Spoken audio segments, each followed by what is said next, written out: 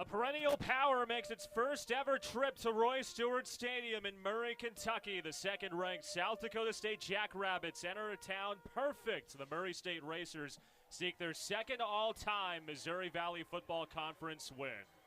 With that, we welcome you high atop the gridiron from Roy Stewart Stadium. Casey Roll with former Racers tight end Drayton Charlton Parent on hand. So glad you're with us. It's no question that over the course of the transfer portal these last few years, there have been a lot of rotating pieces across the college football landscape. South Dakota State, 2 national championships last 3 years. They were gutted this last offseason, Drayton. How have they maintained success that they've built over the last 2 decades? Yeah, so South Dakota State was an interesting one because obviously they had that national championship in 22. They had it in 23, and I think a lot of FCS football fans were thinking maybe the torch has finally been passed from North Dakota State to South Dakota State, and then North Dakota State now kind of back on top. But as you can see, 6-0 here so far this season. They've been playing incredibly well, even when they've been down against teams like Youngstown State. They were down 14-0. They've always found ways to come back, and I think that really lies in the discipline. They're just a very disciplined program. Well, this has been a quarterback-driven league the last couple of years, a rotating door with QBs all across the MVFC. How does Jim Ogle piggyback off of his record-setting performance last week?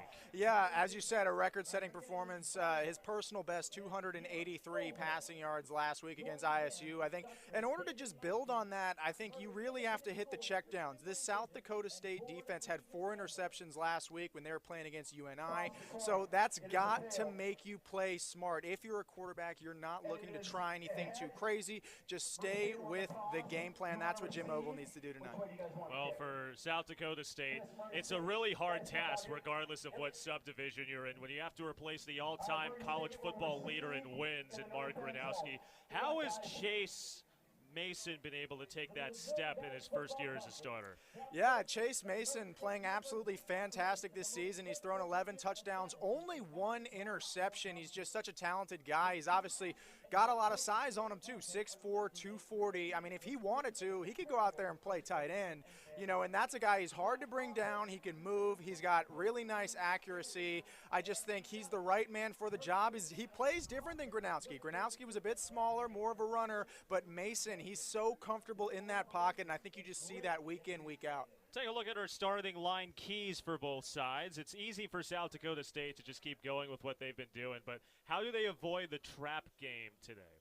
Yeah, I think avoiding the trap game, it really is just going to come down to quarterback pressure. Like I said earlier, that when they played UNI, they had 4 interceptions, and now you're going up against a Racers team where Jim Ogle has already thrown 7 on the season, only 5 touchdowns through the air. So the possibility for another big secondary performance is there for the taking. For South Dakota State, what's got to maybe see a little bit of a difference over the first 6 weeks, albeit perfect 6 weeks? Yeah, it really has been the closest thing you can get to perfect. That's why they haven't dropped a game. I just think really you got to drive home that run game. We know that Chase Mason can pass. Now let's bring home the run game. And Ogle especially has against this Murray State defense, they've been struggling a little bit at the line, so you can really make them pay tonight.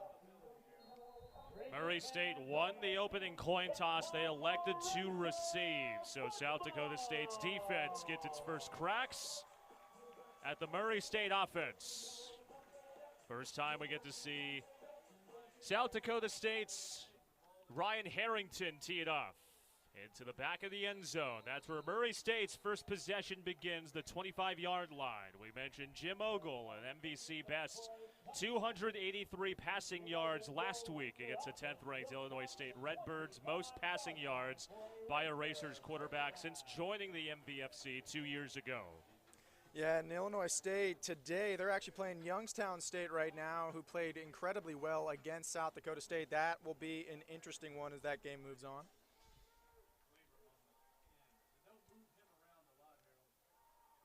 First play from scrimmage goes to Jordan Washington. Had a chance to talk with Murray State head coach Jody Wright. Did mention that Washington would be the feature back today with the dual threat abilities in the pass and run game. Yeah, that is what he said. Now, Washington, that's his 50th carry of the season now. He's just under 200 yards. He's a guy that Jody is really looking to get more involved in that run game. Obviously, we know all about Juwan Northington, and he had a pretty solid game last week against Illinois State as well. So those are 2 guys that they're going to want to get going right off the rip here. 14:40 on the game clock.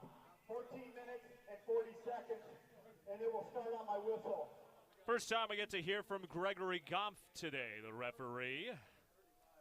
Wore the white cap last week in Murray State's matchup against Illinois State.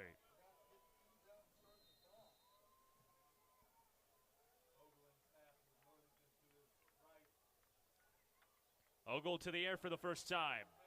Tucks and runs and gets back to the original line of scrimmage before being engulfed by that Jackrabbits front seven. And now we're kind of seeing Jim Ogle really starting to take off as a runner. He found his way into the end zone last week, had a bunch of runs, and here we go early on. Ogle using his feet. 3 total touchdowns last week, and for Ogle, 2 of them coming on the ground.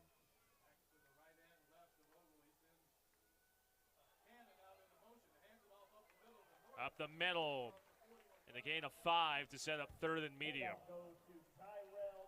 That was Tyrell Campbell. Did not get any touches last weekend against the Redbirds. Gets his first touch of the night today.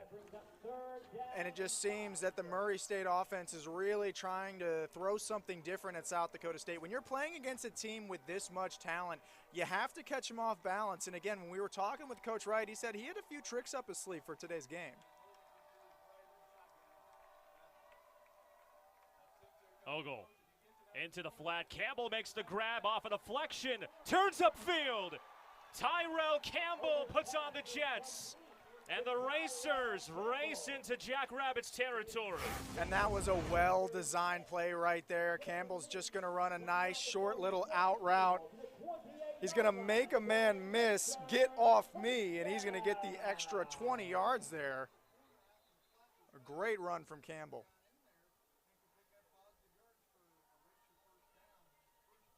Murray State's battling an SDSU pass defense. Operator, please put 13:20 on the game clock, and we'll start on my whistle. Second stoppage for a clock change, but South Dakota State number 2 in the MVFC in pass defense, only trailing North Dakota State in that territory and in most other defensive categories entering the weekend. Please put 13 minutes and 20 seconds on the game clock. Thank you. Already having some clock disputes early on.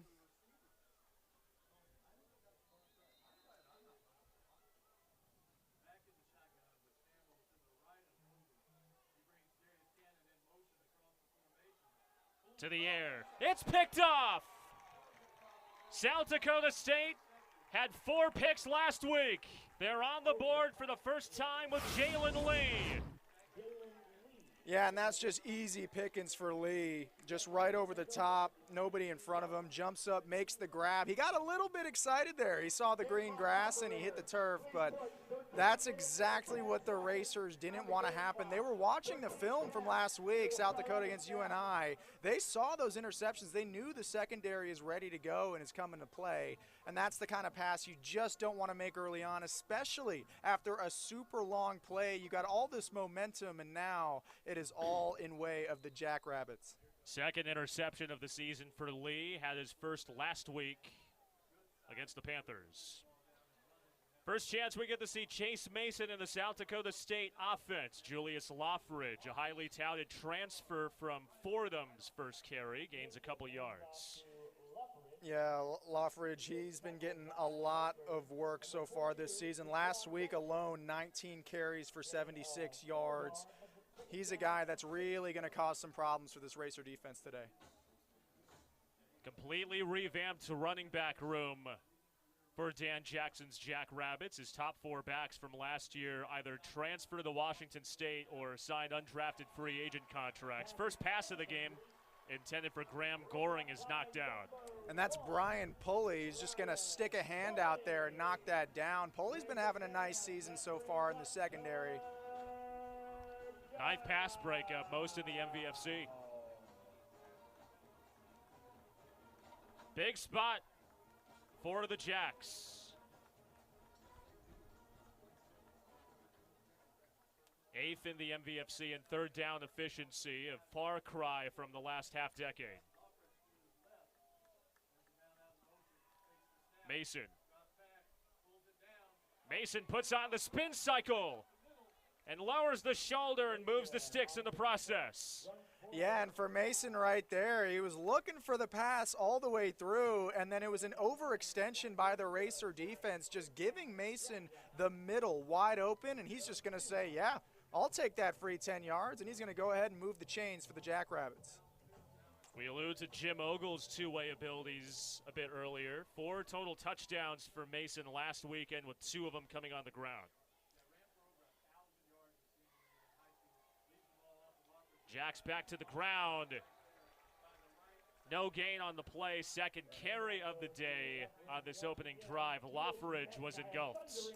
And we saw a little bit of that last week, Murray State playing against Illinois State. The D-line, they can make plays. You know, they've really been doing a lot better these past couple of weeks of forcing that pressure up the middle, stopping some of those inside runs. But again, I really think where it hurts the Racers is they overextend whenever the ball reaches the outside, and that's something they really got to work on.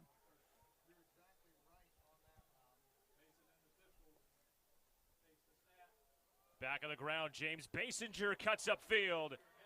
Basinger turns on the secondary and picks up 12.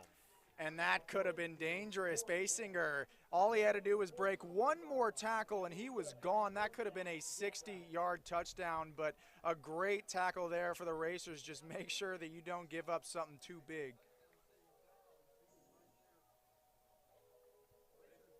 Second first down of the drive for the Jacks, coming off that interception of Ogle.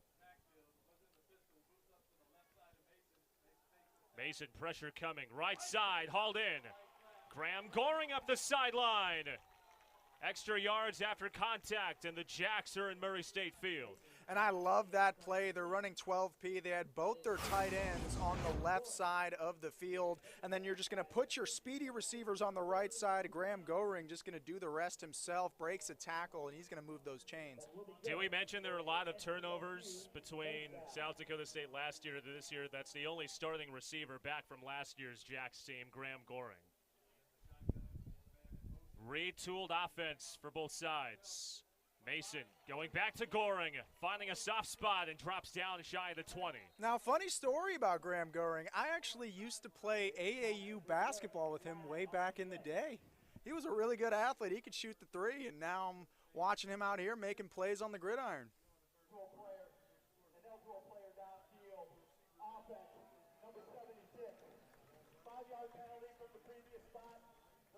First penalty of the game goes on the Jacks. Gregory Gompf calling the ineligible man downfield.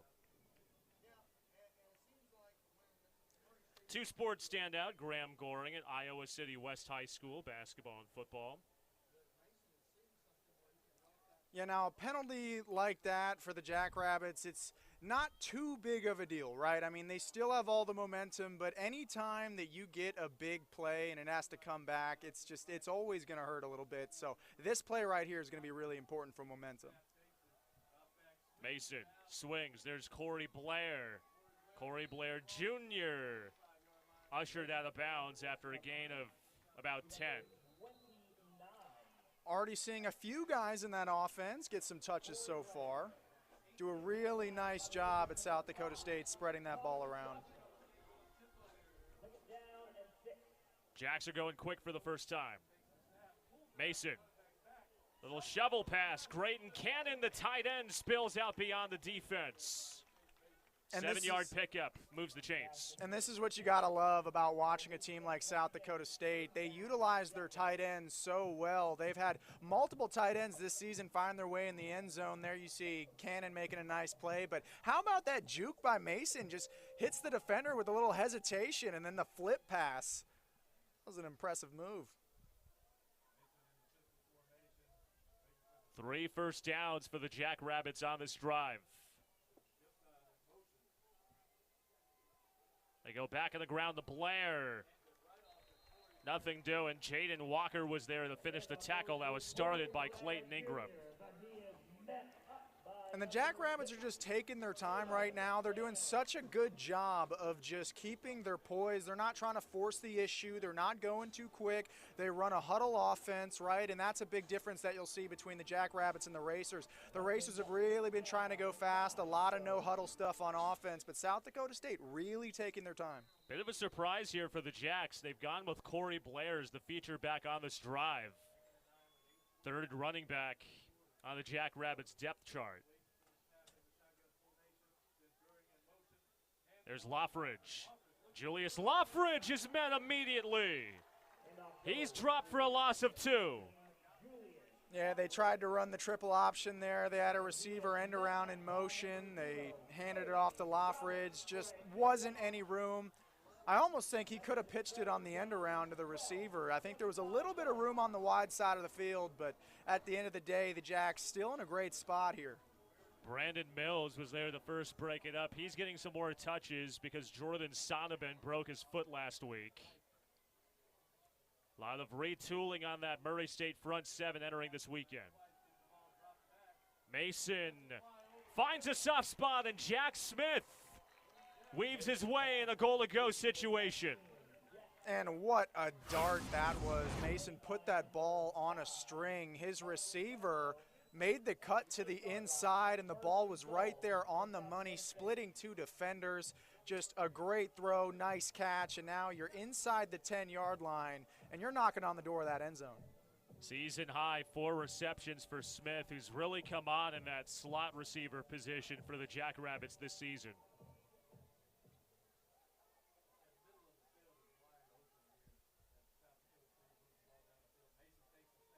Mason, some misdirection in the backfield, and he's dropped. Looked to be some mistiming between Mason and Loffridge, and the Racers take advantage. And that's a rare mistake. You will not see the Jacks do that many times today, and I'm sure Coach over there on the sidelines, he's going to be giving that offensive line a reaming into after this drive is over. Stevens-Jones was there to make sure that the play was finished. Loss of 12 on the mishandled snap.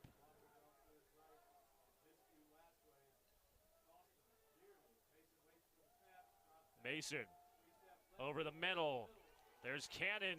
Grayton Cannon spun down. Gain of 14 to set up 3rd and goal from the 6. Yeah, Cannon, a really talented tight end. He's got a lot of chemistry with his quarterback, and right there is just a perfect example of it. He ran a nice little 10-yard dig route over the middle. Sure-handed guy. He's going to catch just about everything that's thrown his way.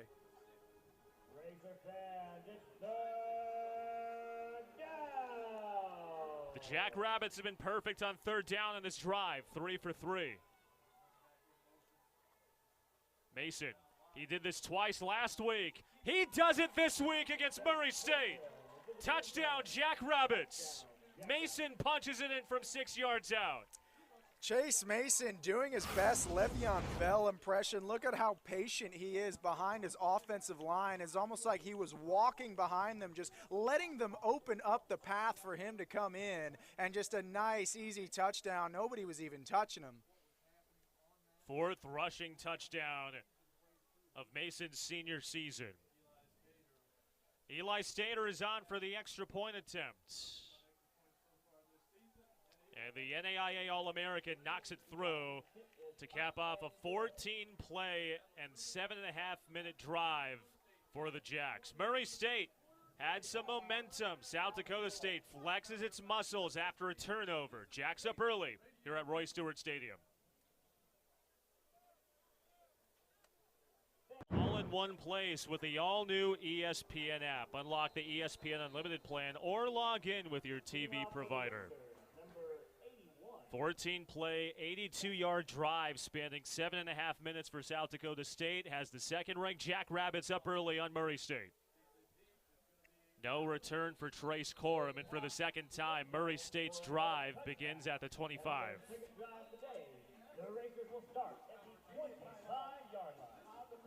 25-yard line is where Murray State's second possession begins in a few moments from Roy Stewart Stadium.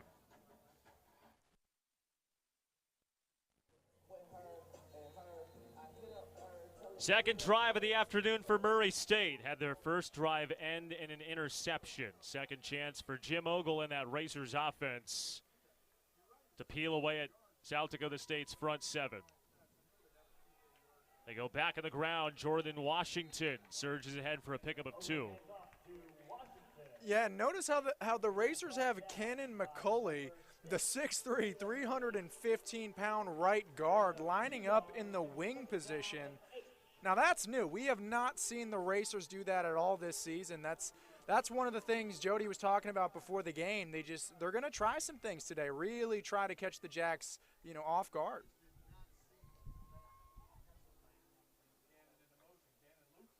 Ogle swings it out to Darius Cannon. He made a lot of plays happen last week, and he's ushered out of bounds, close to the yard the gain marker. Looks like he's marked a yard shy after a pickup of 6. And that's just a smart play. That's how you utilize your athletes. That's Cannon's first touch of the night so far. And that's what you got to do. You don't want to risk going downfield against this secondary, at least not this early on. Those short passes are going to build the confidence, not only in your receivers, but also in Jim Ogle. Both teams are clicking at 1,000 on third downs. Murray State was 1 for 1 on third in their first drive.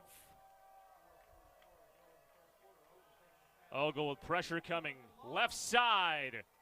Lots of congestion near J.K. Carter, falls short. And for the first time, we're prompted with 4th down. First time prompted with 4th down, and also that is the first pass going towards J.K. Carter so far in this one. He's another guy that the Racers are going to have to get going early and often. If you get Carter going and you get Cannon going early, that's when you can really open up the deep game for later on. Let Ogle use his confidence. First chance we get to see Tom O'Hara in the Murray State punt game. One of the top punters in the MVFC, leading the conference in punts over 50 yards. He's met by Miles Taylor, signaling for fair catch. And this is going to be a big drive for the Jacks. You're coming off your first drive. You scored a touchdown. Now this one is the momentum drive right here. This is where you can really stake your claim in this game and establish yourself as the winning team. The high-powered Jacks offense back to work in a few moments. South Dakota State looked methodical on its first drive of the afternoon. 7.5 minutes, resulting in a touchdown. 14 plays for Chase Mason's led offense. He starts his second drive the same way he started the first, with Julius Loffridge toting the rock for a gain of 3.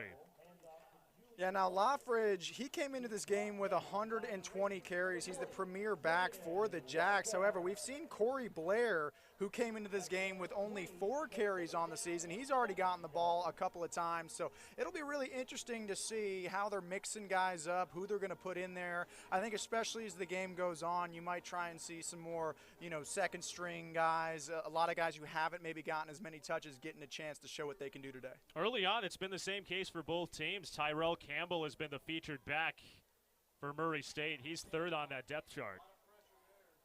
Pass is incomplete. Alex Bullock was the intended receiver. Aiden, check that, Luke Marble was under center for the first time. Speaking of wrinkles and second stringers, Luke Marble, the number 2 quarterback on the Jackrabbits depth chart, is on the field for this crucial 3rd down. Yeah, I think they're really just trying to put him in a position where, show us what you can do. 3rd and 7, right? You're coming off a drive where the team has scored. This is where you really get to make your mark. Pressure coming, right, left side, almost picked. Nearly intercepted on the intended target for Bullock. Traydon Slade was there to make sure nothing happened. And that could have been a really big play for the Racers. I'm sure that's one that they wanted. Now, that is a great drive for the Racers, holding the Jackrabbits to their own 33-yard line, stopping that momentum, making sure they don't score twice in a row. They had that issue last week against Illinois State. They were just letting them score drive after drive, but shutting South Dakota State down on their second drive, that's a big win. Max Pelham's first punt of the night. Into the end zone for a touchback. And that was a boot. If you're a fan of punting, you're in the right spot. Both Max Pelham and Murray State's Tom O'Hara, number 1 and 2 in punt yards per kick. If you're a fan of punting. I think everyone at home is a fan of punting. Who isn't? I can think of a few kids growing up back at home who were the biggest fans of the punters being on the field. Typically the offensive players. Game clock operator, please put 3 minutes and 37 seconds on the game clock. 3:37, and it will start on the snap. If you're Murray State, Jody Wright's got to be taking a huge sigh of relief. Last week against Illinois State, the Redbirds marched down back and forth for the first 4 drives for touchdown scores. Must be really relieving seeing a defensive stop in the opening quarter.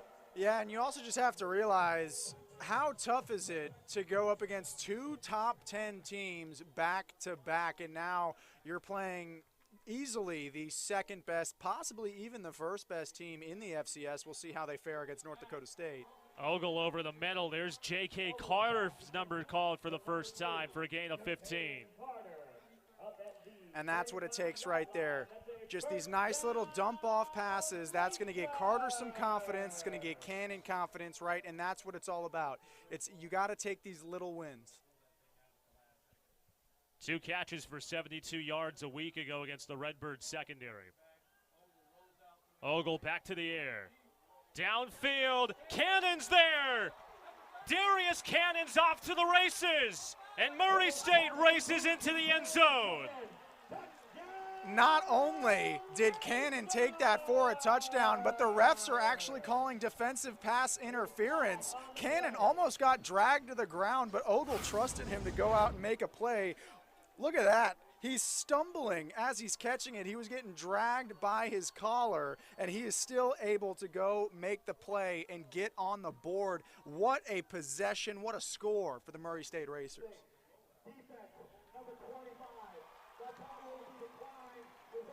And there was that pass interference call on the Jacks, and obviously that's going to be declined. A big question entering the weekend was, can Murray State get the big play potential they were missing last weekend? That question quickly answered by Darius Cannon. 65-yard completion between Ogle and his number 1 receiver. And the Jacks, their one high safety, decided to commit too early, left the middle wide open, and Cannon just going to go ahead and do the rest. Jack Tannehill knocks it through to level the scoring up at 7 apiece.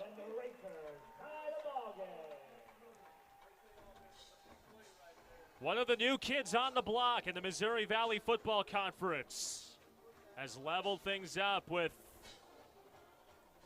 one of the top teams in the country over the last 2 decades, late in the first. And not only one of the best teams in the last 2 decades, but the best team 2 of the last 3 years. And even last year was making a good playoff push. As is customary at Murray State, after Racers touchdowns, Racer 1 takes a lap around the field.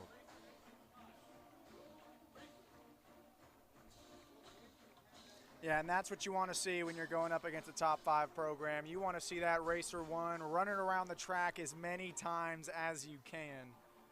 We were told by sports information staffers here at Murray State, Racer 1 is capped at 7 laps per game. So not sure if too many people have the over-under at 7 entering today. But now, I think when you're playing against a team where the spread is 37.5, I think if you somehow manage to score 8 touchdowns, you're sending the horse around. I don't care if you're capped at 7. This is a top team in the country. You're racing that horse around. That ball knuckles out of bounds. That's a procedural penalty, so that'll put the ball at the 40-yard line. Very heads-up decision. by Jack Smith there to make sure he let it roll out of bounds. So the 35-yard line is where South Dakota State's third drive of this first quarter begins.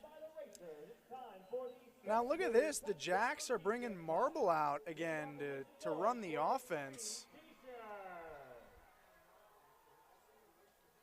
We're not going to speculate as to why Marble has been under center these last two drives.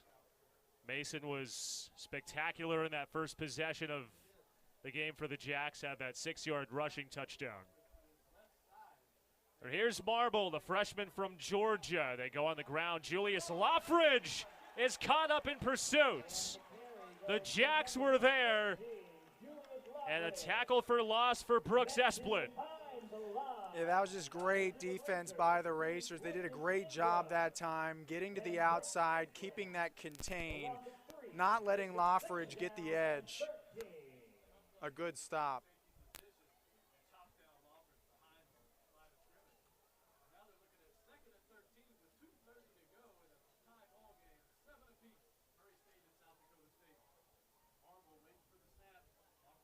Marble back to the air. Swings it down. Loffridge is met immediately. Brian Pulley makes his presence felt. Now, Marble had Sammy Dressy wide open on the left side of the field. I guess he just didn't see him, decided to dump it off to Loffridge, but that could have been a big play. Drain, it's really early in the ball game, but you get a sense that this third down could be a possible complexion changer in this first half, especially if Chase Mason isn't able to go for the remainder of these first two quarters. Marble on the give. They pick up 4, but for back-to-back drives, Murray State's defense forces 3 and outs. And now what you're starting to see is you're seeing the Racer sidelines really get excited. They're really getting into it. You're seeing the fans in the stands getting excited, and that's the kind of energy that you need.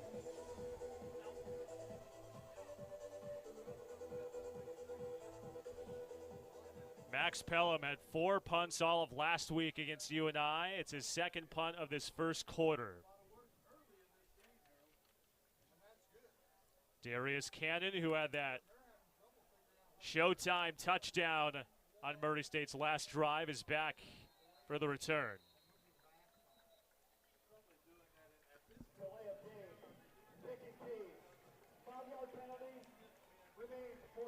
It is a delay of game on the Jacks. And if you're South Dakota State, you probably are okay with that penalty, seeing how far Pelham booted that first punt. I was about to say, I don't think they're mad about that penalty at all. I mean, sure, they're still going to run extra sprints at practice on Monday, but, I mean, yeah, that punter, he's booting that thing to the back of the end zone no matter what.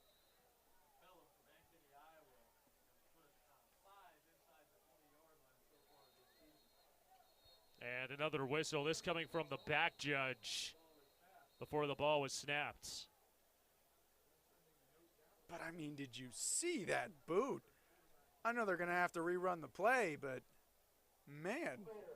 Game clock operator, please put 58 seconds on the game clock, and it will start on the snap due to the delay of game. Oh, what's the saying? Picks or it didn't happen. There's video to see that last punt, albeit not going to the official stats. Hey, you know what? Everybody at home saw it. That's what matters.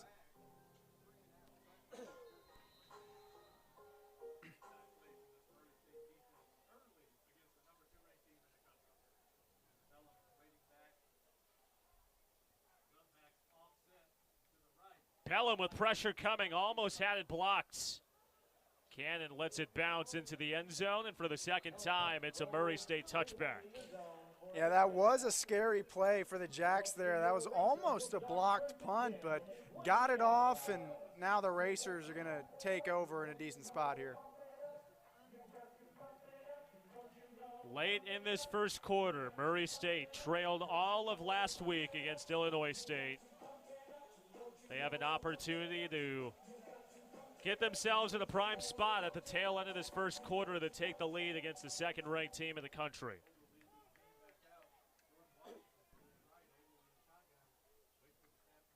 Ogle on the keeper. Jim Ogle lowers the shoulder and gains 8.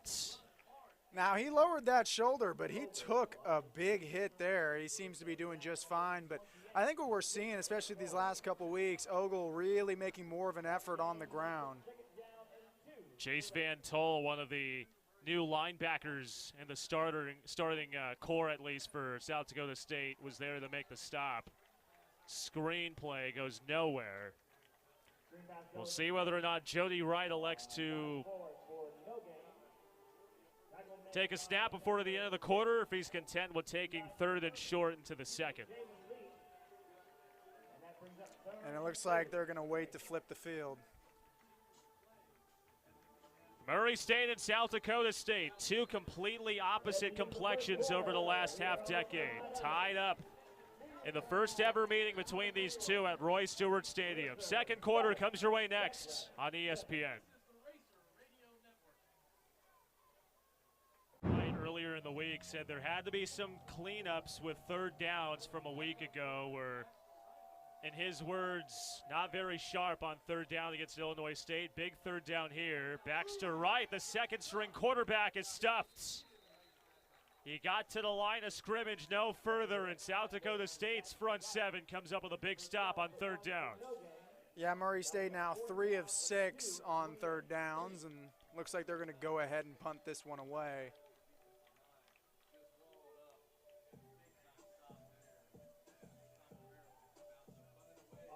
You surprised by the play call with how Murray State's pass game has been through the first quarter? Kind of. You can see that the Racers are really trying to dial something in. They don't want to commit too much to the pass, and they don't want to commit too much to the run. And I think they're doing exactly what you got to be doing.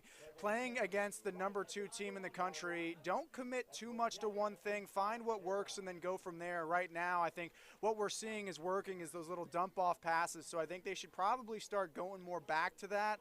But I do like the idea that they're trying new things, keeping the defense on their toes. And, again, you're not going to score on every possession against a team like this. So I think right now, just trust in your defense and just trust that it's a tie game, a lot of football left to be played, and it's anyone's game right now. Speaking of South Dakota State being the 2nd-ranked team in the country, a large reason why is because of what Chase Mason has done in his first year as the starting quarterback. Luke Marble is back on the field for his 3rd drive of the half. The redshirt freshman to the air, left side.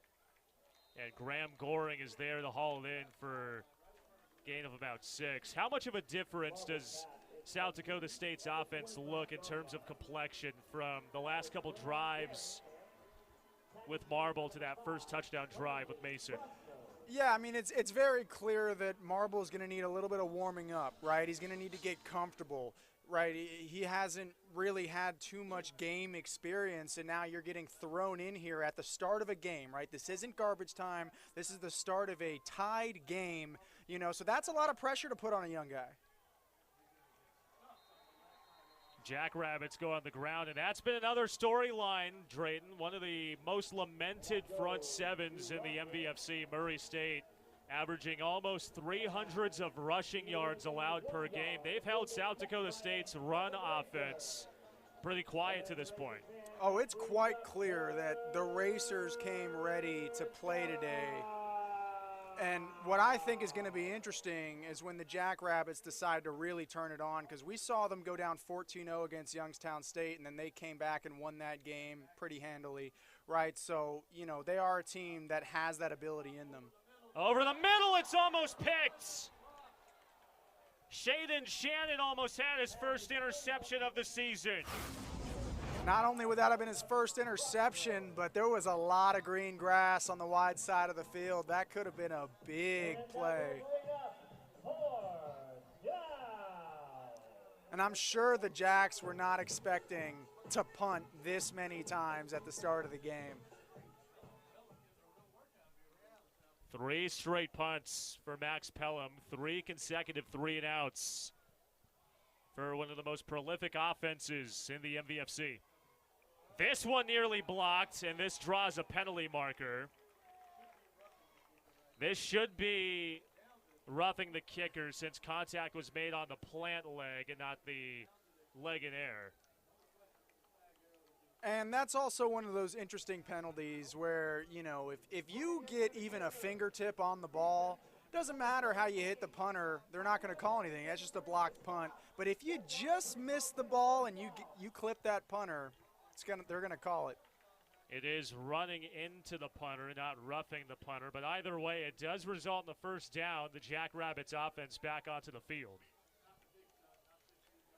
And this is where Marble can really turn things around for the Jacks, get that momentum back. Just needs to get more comfortable. That's all it is. It's just a comfortability game right now for him. He's a young quarterback, not too much experience. But once he gets things going, he's got the right weapons around him. He's got a great O-line in front of him that's going to give him some time.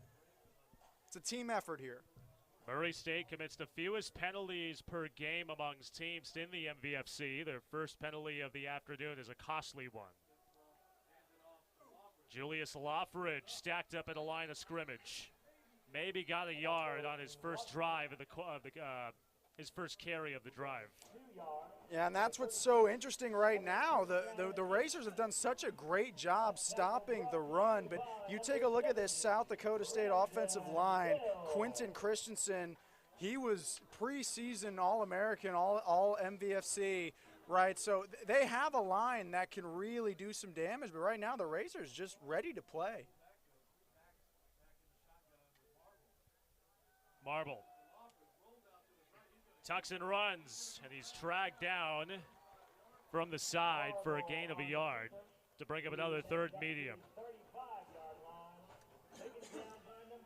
Yeah, this Jackrabbits team does not look like the same team that we saw last week against Northern Iowa. It doesn't look like the same team that we saw earlier on in the season, just dominating teams. Right now, they're really struggling, and the Racers are taking advantage. South Dakota State's 0 for 3 on third downs with Marble under center.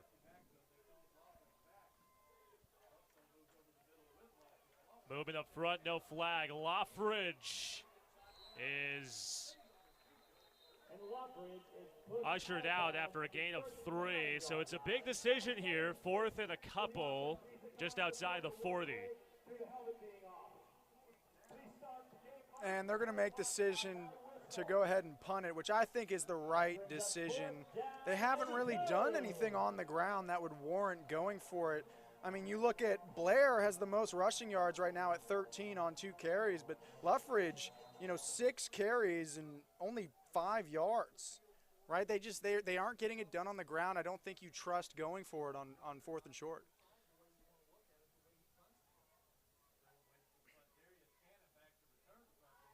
Cannon lets it bounce off of a very high hop. Looked like he had intentions of pulling down his first return of the night, but with that punter-friendly hop, ends in a fair catch. Early in the second quarter, Murray State's holding the number 2 team in the country to 1 score. Can the Racers take advantage? Back in a moment from Roy Stewart Stadium. Statistically, if you're looking at a live box score, you would be kind of surprised to see Murray State pretty neck and neck with South Dakota State in the majority of categories. Arguably the most surprising in the entire conference. The score is still tied 4 minutes into the second quarter here at Roy Stewart Stadium. Casey Roll with Drayton Charlton Parent on hand. So glad you're with us. First ever meeting between Murray State and South Dakota State here in the state of Kentucky. Second all-time meeting. Massive complexion change from when South Dakota State last year blitzed Murray State 52-6 at Dykow Stadium in Brookings. Jim Ogle back to work on the ground. That's been something South Dakota State's been able to do these last 2 drives. Bottle up the Racers' run game. Absolutely nowhere to go for Campbell. And as you said, they've been doing a nice job bottling up the run game, but it's been the pass game so far for the Racers that's been so nice. We saw it with that big play with Cannon, and last week Ogle got the ball to 18 different players were able to get touches throughout the offense. And I think that's something that they can really utilize again this week, just really spreading that ball around and, again, trying different things. And especially right now, the Jacks, they're in a tough spot. Their starting quarterback is still yet to be seen since the start of that first quarter. Hussein Simseer, the backup tight end in the flat, gains 4, and 1 3-and-out is answered by another 3-and-out. And I think right now it really is going to be the battle of the defenses. Both offenses kind of a little bit slower to get things going right now in the second quarter. We still don't have confirmation on what happened to Mason earlier on. I guess we'll see if Blair comes out with the offense again this time around. Tom O'Hara, high booming kick sends Taylor back. Miles Taylor forced to return. Not able to pull off a Houdini act. He got by the first wave, but couldn't get by the second wave of racers led by Caleb Ford. Now, you got to see why he decided to pick up that ball. It looked like it could have stopped right before the end zone. Back in a few moments from Roy Stewart Stadium. And if you had the over-under on first half punts above 7, well, props to you. 7 total punts between Murray State and South Dakota State. And the Jacks deep in their own territory in a tie ball game. Still rocking with redshirt freshman Luke Marble. Downfield, Alex Bullock hauls it in. First real look for Luke Marble, letting it rip. And the Jacks in motion. Now look at this replay. There is the confidence that they were looking for in Marble. A fantastic throw, trusting his receiver, and what a catch. The concentration coming down on that one, and a huge play.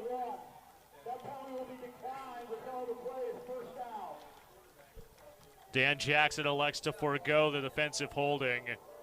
Big time play from Marble to Bullock. And just to show you guys how close this conference is, as we said, Youngstown State was up 14-0 against South Dakota State. South Dakota State ended up winning. And Murray State put up 30-plus points last week against Illinois State. And today, Youngstown and Illinois State are playing. It's 20-12 currently at this moment. So, again, it's just every team has a chance against every other team in this conference. James Basinger, left side, gains 5. Primarily been a couple freshmen for South Dakota State, Corey Blair and James Basinger, who have had a lot of the totes in this first half. Yeah, I mean, and it's always good to see, especially, I think, a great example where your quarterback goes down, who's next up, and now we're seeing it in other areas as well. Marble going back to Bullock. That's been a security blanket on this drive. Yeah, Bullock now really getting going here. Game high 82 reception yards for the Nebraska transfer last week against UNI. Bullock had that 43-yard reception a few moments ago. Yeah, he came into this game with 34 receptions, adding to that total now on this drive. He is the top receiver for the Jacks. Agroski, number 2, with 25 receptions, and Goring, as we've seen a few times tonight, he came into this game with 18. There is Goring. Nearly got to that second layer of Murray State defenders. Brooks Esplin saved the touchdown. It does move the chains, and all of a sudden the Jackrabbits offense is a bit galvanized under their redshirt freshman Luke Marble. Yeah, they're starting to wake up a little bit. And that forces Murray State to burn its first time out of the half. Yeah, so far, just an incredibly even game, which is not something I think many expected coming into this one. You got an undefeated team against a defeated team, and you really couldn't tell the difference based on the play that we've seen so far. What have you noticed in terms of complexion changes on this drive compared to Luke Marble's first 4 possessions? Well, I think Marble's starting to get comfortable, and that's going to be a real problem for the Racers, because once Marble gets comfortable, he has the weapons around him to go out and make plays. We saw that with Bullock on that long one. So, again, I think keep that front pressure, keep putting pressure on Marble, try and show that inexperience, but Marble been doing a great job so far on this drive. The Northern Illinois transfer, Luke Marble, FBS quarterback from the MAC, did not play last year with the Huskies. Marble swings it out. There's Jack Smith diving to the pylon, and he's in. Touchdown, Jacks. And there is the momentum shift right there. This was that second play to Bullock that set up that touchdown a couple moments ago. And if Marble didn't have the confidence on his first couple drives, he sure has it now. A couple of big plays and now a passing touchdown under his belt in this one. So this is really where the Racers have to start locking down. Eli Stater's second point after attempt of the afternoon. He's 2 for 2. 6-play, 88-yard drive takes under 2 minutes. And the Jackrabbits look galvanized behind first-year Jackrabbit Luke Marble.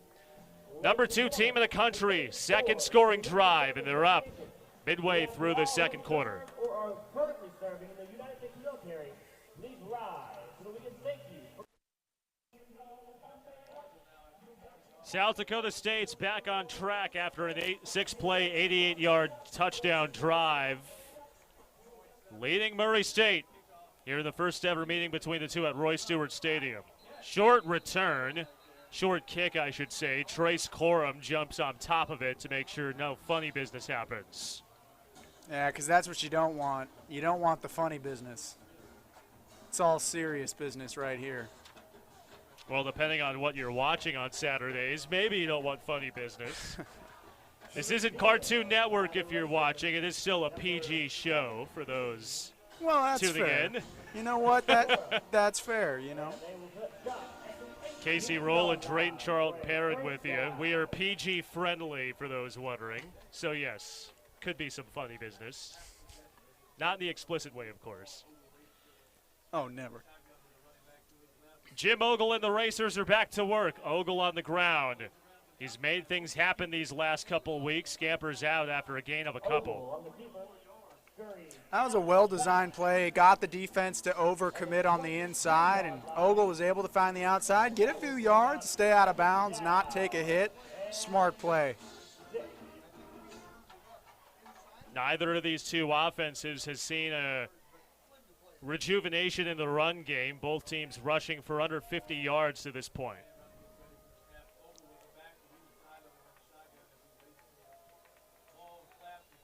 Ogle on the ground. Jordan Washington makes a move into the secondary, and Washington, who's been seldom used in this first half, moves the chains. Yeah, only Washington's third rush of the game so far, and he's going to pull a big one there, moving those chains. We are told by Murray State head coach Jody Wright to expect more of Jordan Washington in the backfield, but so far it's been Tyrell Campbell, the freshman from Ontario, who's been the featured back. Ogle swings it out to Cannon. Darius Cannon had that touchdown reception earlier. He's cut down after a minimal gain in the flat. Now, you were talking about how we were going to see Washington a lot more this game. You know, Jawan Northington, he's out on the sidelines, no pads on, right? And that's a big hurt for the Racers. Jawan Northington has kind of been the guy in that backfield, but now Washington getting a chance, and he's making the most of it so far. They go back on the ground. There's Washington surging ahead. And he gains 5 to set up 3rd and short. And another big piece to the Racer puzzle that's missing today, Kylan Galbraith, also on the sidelines without his pads on. Those are 2 big losses for the Racers. Those are 2 guys that have made plays all season, and that's not what you want when you're playing the second best team in the country. Murray State's 1 for 4 on 3rd downs. This will convert and move the chains. Trace Corum up the middle. Big time gain and a massive stop from Jaden Oliver. He may have saved a touchdown. And how about that explosiveness up the middle? Catches the ball, takes off, the acceleration. You just saw it. As soon as the ball touched his hands, he was off to the races, and a nice stop there to prevent what could have been a really big play. Season-long 18-yard reception for Corum, his 4th catch of the season. Ogle. Downfield, it's hauled in.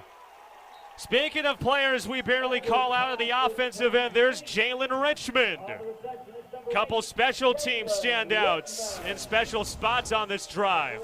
Yeah, Richmond did a great job getting open on the outside there, had a step on his defender, and Ogle, now you're really seeing the confidence. He's really starting to settle in, and especially after last week, 283 yards through the air, his career best. I think he's really coming into his own at that quarterback position, and right there you saw exactly why. Ogle, right side, going back toward Washington, this time over top, incomplete.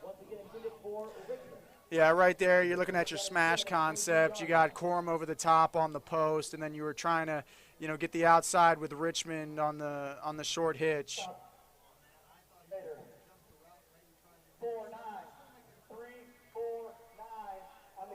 That was the first time that Murray State picked on Miles Taylor on that right side, that wide side. Now Desjardins coming in. He made some big plays last week. Has been a bit of an underlying theme today. Some of the big names on Murray State's offense last week being not called on as much so far in this first half.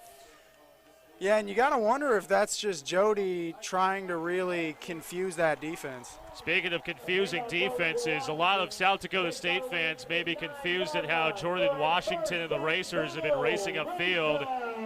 First and goal for Murray State inside the 10. Yeah, it isn't just the running game. It's the passing game. It's everything. Racers are firing on all cylinders right now. Ogle quick to Corum. And he's cut down after a gain of 3 through the air. Picking on that slot corner position where Chase Van Tol made the stop. Corum did a nice job getting a couple extra yards after the catch there, trying to make some guys miss.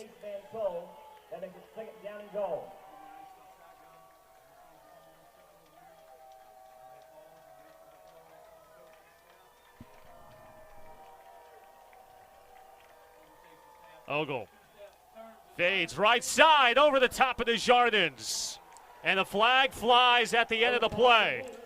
Yeah, and it looks like they're going to call pass interference there. Let's take a look at that replay. Desjardins had a man all over him. Didn't turn the head back to the ball. Yeah, that's going to get called every time.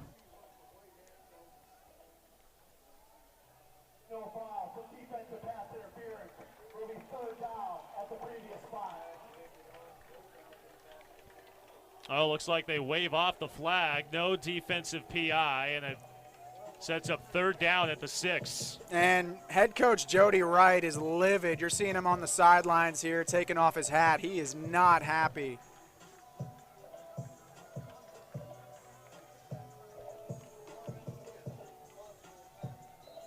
Possibly a game-changing call late in this first half. That is a really big call. That's the difference between a fresh set of downs and now third down. And, you're on the 7-yard line. That's not exactly an easy punch in here. So, yeah, that is a really big no call. Is this 4-down territory before half? I think so. I think you only really get one shot against a team like this to take home a win. You got to go for the end zone. Even if you don't get it, now the Jacks have to start from very bad field position. Yeah, look at that right there.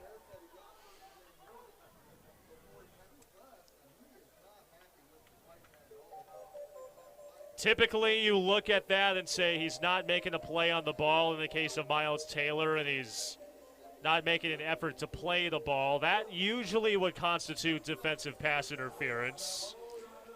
Would love to be a fly around the vicinity of Jody Wright and the referee Gregory Goff right now, see what they're talking about. Yeah, typically you're looking to see if the defender was making a move on the ball. But right there, he didn't turn his head. He stuck his hands up, but he couldn't see the ball. I think that's a pretty clear PI. Look at Coach Wright getting the fans into it. Yeah. You think it's a big game? Arguably the biggest game in Murray State's history. And they're in the prime spot here late in the half. The crowd to its feet on 3rd and goal.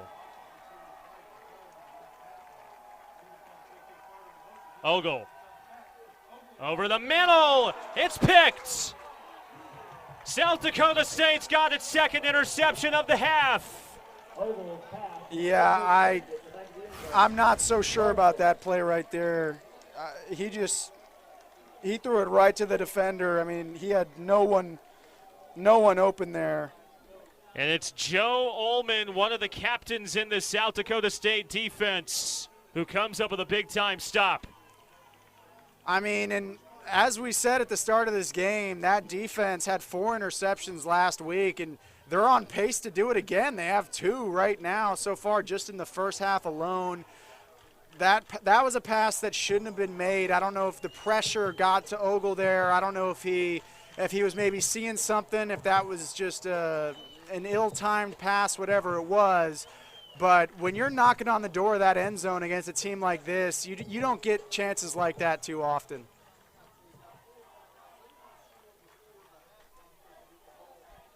South Dakota State's offense back to the field. There's Alex Bullock on the swing. Gains 5. Yeah, Bullock now really taking over this offense. He's been getting some more touches as the game has progressed. Out of bounds, the 25-yard line. Second down and 5 now. Luke Marble still as the conductor of the Jackrabbits offense. At his first touchdown drive of the season, or at least of the game. Last time the Jacks offense was out there. He goes back to Bullock, makes a man miss. Alex Bullock turns on the Jets.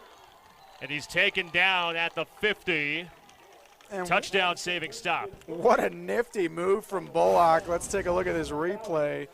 He's just going to kind of lower his shoulder, duck under the defender here. Gets those extra yards down the sideline. A nice catch and run. First tackle for Dylan Rousey in the secondary, the FCS leader in tackles. James Basinger gains 5. And now we're starting to see that tempo pick up for the South Dakota State offense. We're starting to see that energy rise a little bit here. We've hit the 2-minute timeout here at Roy Stewart Stadium. The Jackrabbits, with a big defensive takeaway, are in position to possibly double their lead here at Roy Stewart Stadium. First half here at Roy Stewart Stadium. Casey Roll with former Racers tight end Drayton Charlton Perrin with you. It's been a less than ideal day for South Dakota State's offense with 5 punts, but head coach Dan Jackson emphasizes the first 4 minutes of the second half and the last 4 minutes of the first half. Can they get something going here late? Downfield, it's picked. There are flags. It's intercepted by Rousey, but this should be coming back with flags in the linebacking core. We'll see the official call here. Unofficially a pick, but we'll get the call here from Gregory Goff. Yeah, let's take a look at the replay here. Let's see what he was looking at. Yeah, that's an easy interception for Rousey there. Didn't have to do too much. Waiting to see what that flag is.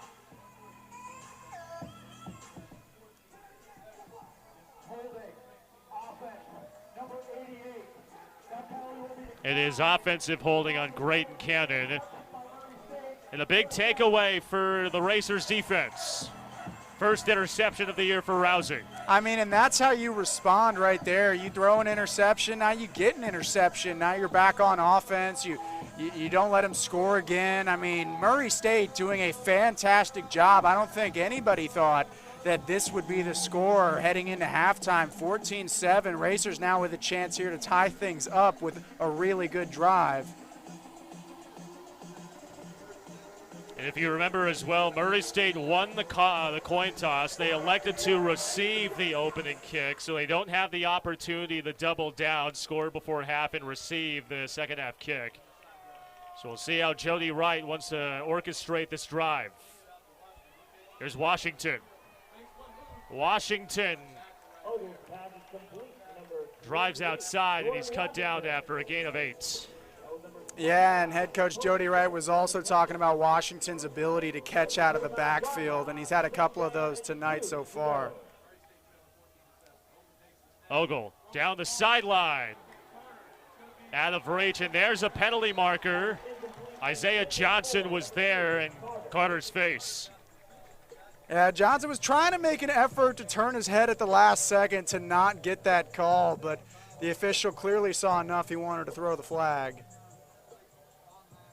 Pass interference, defense, number 0, 15-yard penalty from the previous spot, automatic first down. It is pass interference on Johnson. Now, you almost got to wonder a little bit if that's a bit of a makeup call, because that was not even as close to as much as that last pass interference looked like they got called back. Ogle going back to the air, over the middle, just over the top of Cannon's reach. Ogle's pass is incomplete. That brings him pick it down and 10.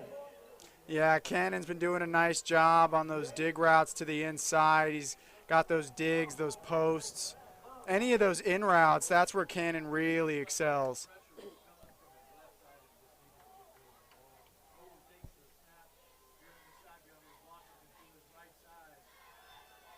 Ogle, pressure coming. Flushed out. And Desjardins was in the vicinity, and it brings up another big third down. Desjardins was open, a little bit better of a pass, and that could have been a decent play there, but now that's going to bring up a long third down. And, you know, again, Wright was saying he wants to challenge his team to do better on third downs, and here's another opportunity to go and make a big play. Murray State's 1 for 5 on third down this afternoon. Jacks bring pressure. Cannon not able to slip through pressure. Kobe Bretts all over it for a loss of 3. And Murray State forced to punt. South Dakota State burns a timeout with just over a minute to play in the half. Yeah, still a minute left. That's enough time to get something going. And especially for the Jackrabbits, who I know they feel like they got to get on the board one more time before the half. Here's going to be their opportunity to do that. I think you're going to look to see maybe a few deep shots. Marble has not been afraid so far to throw it deep. It didn't pay off on the last drive, but as long as he keeps that confidence up, keeps the chemistry with his receivers, I don't see any reason why they shouldn't go back to those kind of plays here at the end of the first half. There are a lot of practice simulations that you can run in spring and leading up to weeks, but aren't too many things that can simulate the stress of a 2-minute drill on the road in a conference matchup, and that's what we'll get to see Luke Marble do here in a couple moments. Now, but what you'll see, though, some quarterbacks and some teams just in general, they excel in those 2-minute situations. You know, if you run it enough times at practice and you get used to the speed of it, to the urgency, to the intentionality of the whole thing, you can really make a team pay if you're ready to go for 2-minute offense and the other team's 2-minute defense isn't on the same page.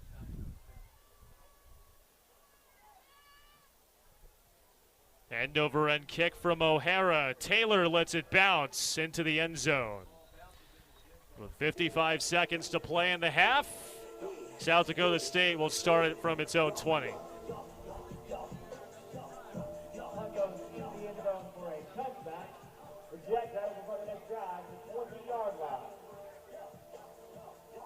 First ever meeting between these two teams at Roy Stewart Stadium. Not to the extent of what anyone thought it would be at halftime, especially considering last year the Racers were held out of the end zone and it was all Jacks at Dykow Stadium. Not the case here in Kentucky. You know, we talk about Murray State has one of the hardest schedules out of any college football team in the country, playing against top 10 teams. Seems like every week, just being in the Missouri Valley Conference. But, man, have they been doing a great job tonight against number 2, last week against number 10, and Illinois State putting up 30-plus points. They have a lot to be proud of. Marble on the swing. There's Alex Bullock. He has been the go-to receiver so far for Luke Marble. A couple transfers have really been the swing go-to. Yeah, and here's that speed. Bullock, a risky pass. Bullock again on a play that was nearly deflected. Out a yard shy from the marker. You know, I think Marble's really going to rely on Bullock, especially when you're that second-string quarterback. It's likely that you just have more confidence in your top target. You know, that's the guy that you're probably passing the most to in practice. That's the guy you probably have the most chemistry with. So I wouldn't be surprised if Bullock ends tonight's game with, 12-plus receptions on the night. Marble. They go on the ground. Julius Loffridge tripped up after a gain of 5. The sticks move, and South Dakota State still in work late in the half.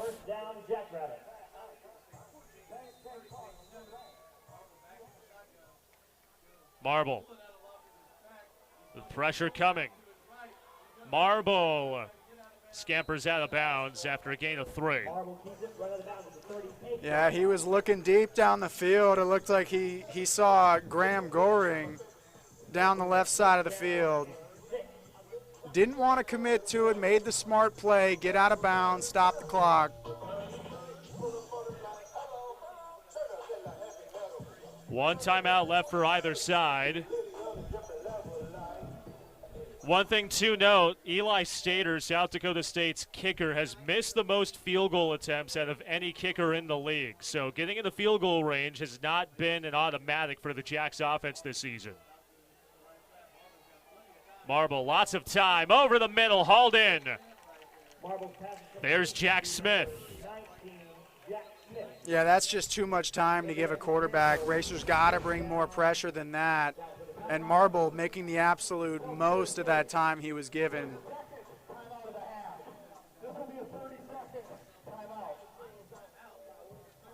There's a timeout burned by the Jacks with 13 seconds to play in the half.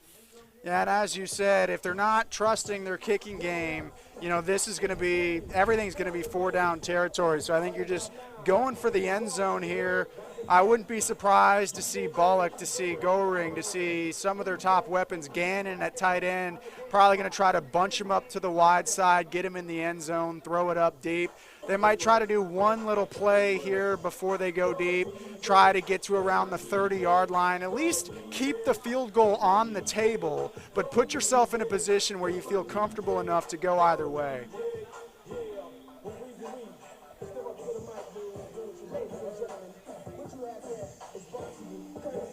Eli Stater's season long was 36 yards.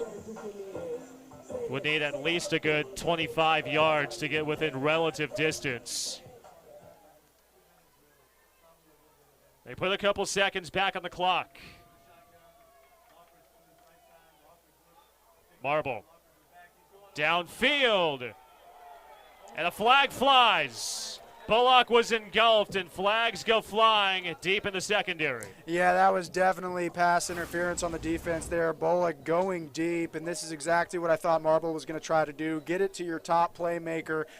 And he had a step on the defense. That's why they ended up, making that play. Sometimes when you're a secondary player, it's actually the smart move to take the pass interference to prevent a long touchdown.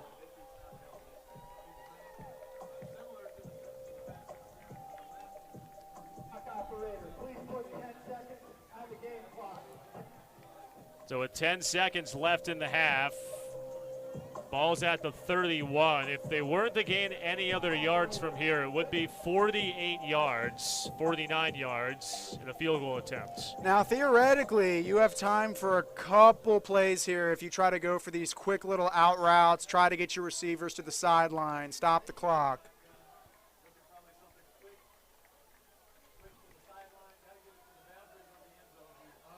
Right sideline. Incomplete. They had Ogroski in behind the secondary, and with 5 seconds, maybe have time for one more quick play with one timeout, or do you feel like Dan Jackson? Oh, it looks like they will run one more play. Yeah, I mean, they're in a spot here where if they want to go for the field goal, you need a quick out route to the sideline, have your receiver get out of bounds, keep 1 second on the clock, set up a field goal. That, or you just go straight for the end zone. And Coach Wright burns his last timeout.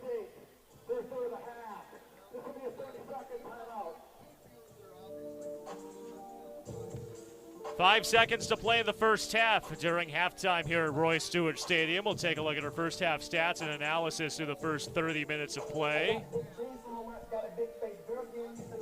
The team leading at halftime, not a surprise to too many people. They might be a little surprised of what the point spread at halftime is between the two teams.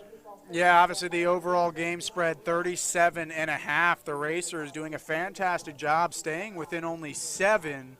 Now, granted, this is not the full strength of South Dakota State, obviously missing their quarterback, who we still haven't been able to confirm why he hasn't shown back up, but you know, I think Marble's been doing a great job. He's really started to get comfortable, and now there's another opportunity here. Looks like they might have one more opportunity to take a shot at the end zone. Cannot afford to have anything inbounds or a tackle inbounds. Marble, left side, incomplete, and that is the end of the half. Looks like South Dakota State was playing for something toward the end zone instead of playing for Stater. As alluded to, he does lead the conference in missed field goals. You have to wonder if that factored into the decision late there. 100%, and also, as we were kind of alluding to earlier, South Dakota State's going to start the second half with the ball. So I think maybe they're thinking, all right, a field goal isn't too big of a deal here. Let's go for the end zone, and we're just going to start off right in the second half. It was a 2-quarterback effort for the Jacks. Chase Mason got it started with a rushing touchdown. Luke Marble had a touchdown of his own, and at halftime at Roy Stewart Stadium, the number 2 ranked Jackrabbits are up a touchdown on Murray State. Back in a moment from Roy Stewart Stadium. Stewart Stadium as we take a look at some of our halftime stats between the Racers and Jackrabbits. Despite 2 different quarterbacks going to work for South Dakota State's offense, Chase Mason did not return to the game after that first touchdown drive.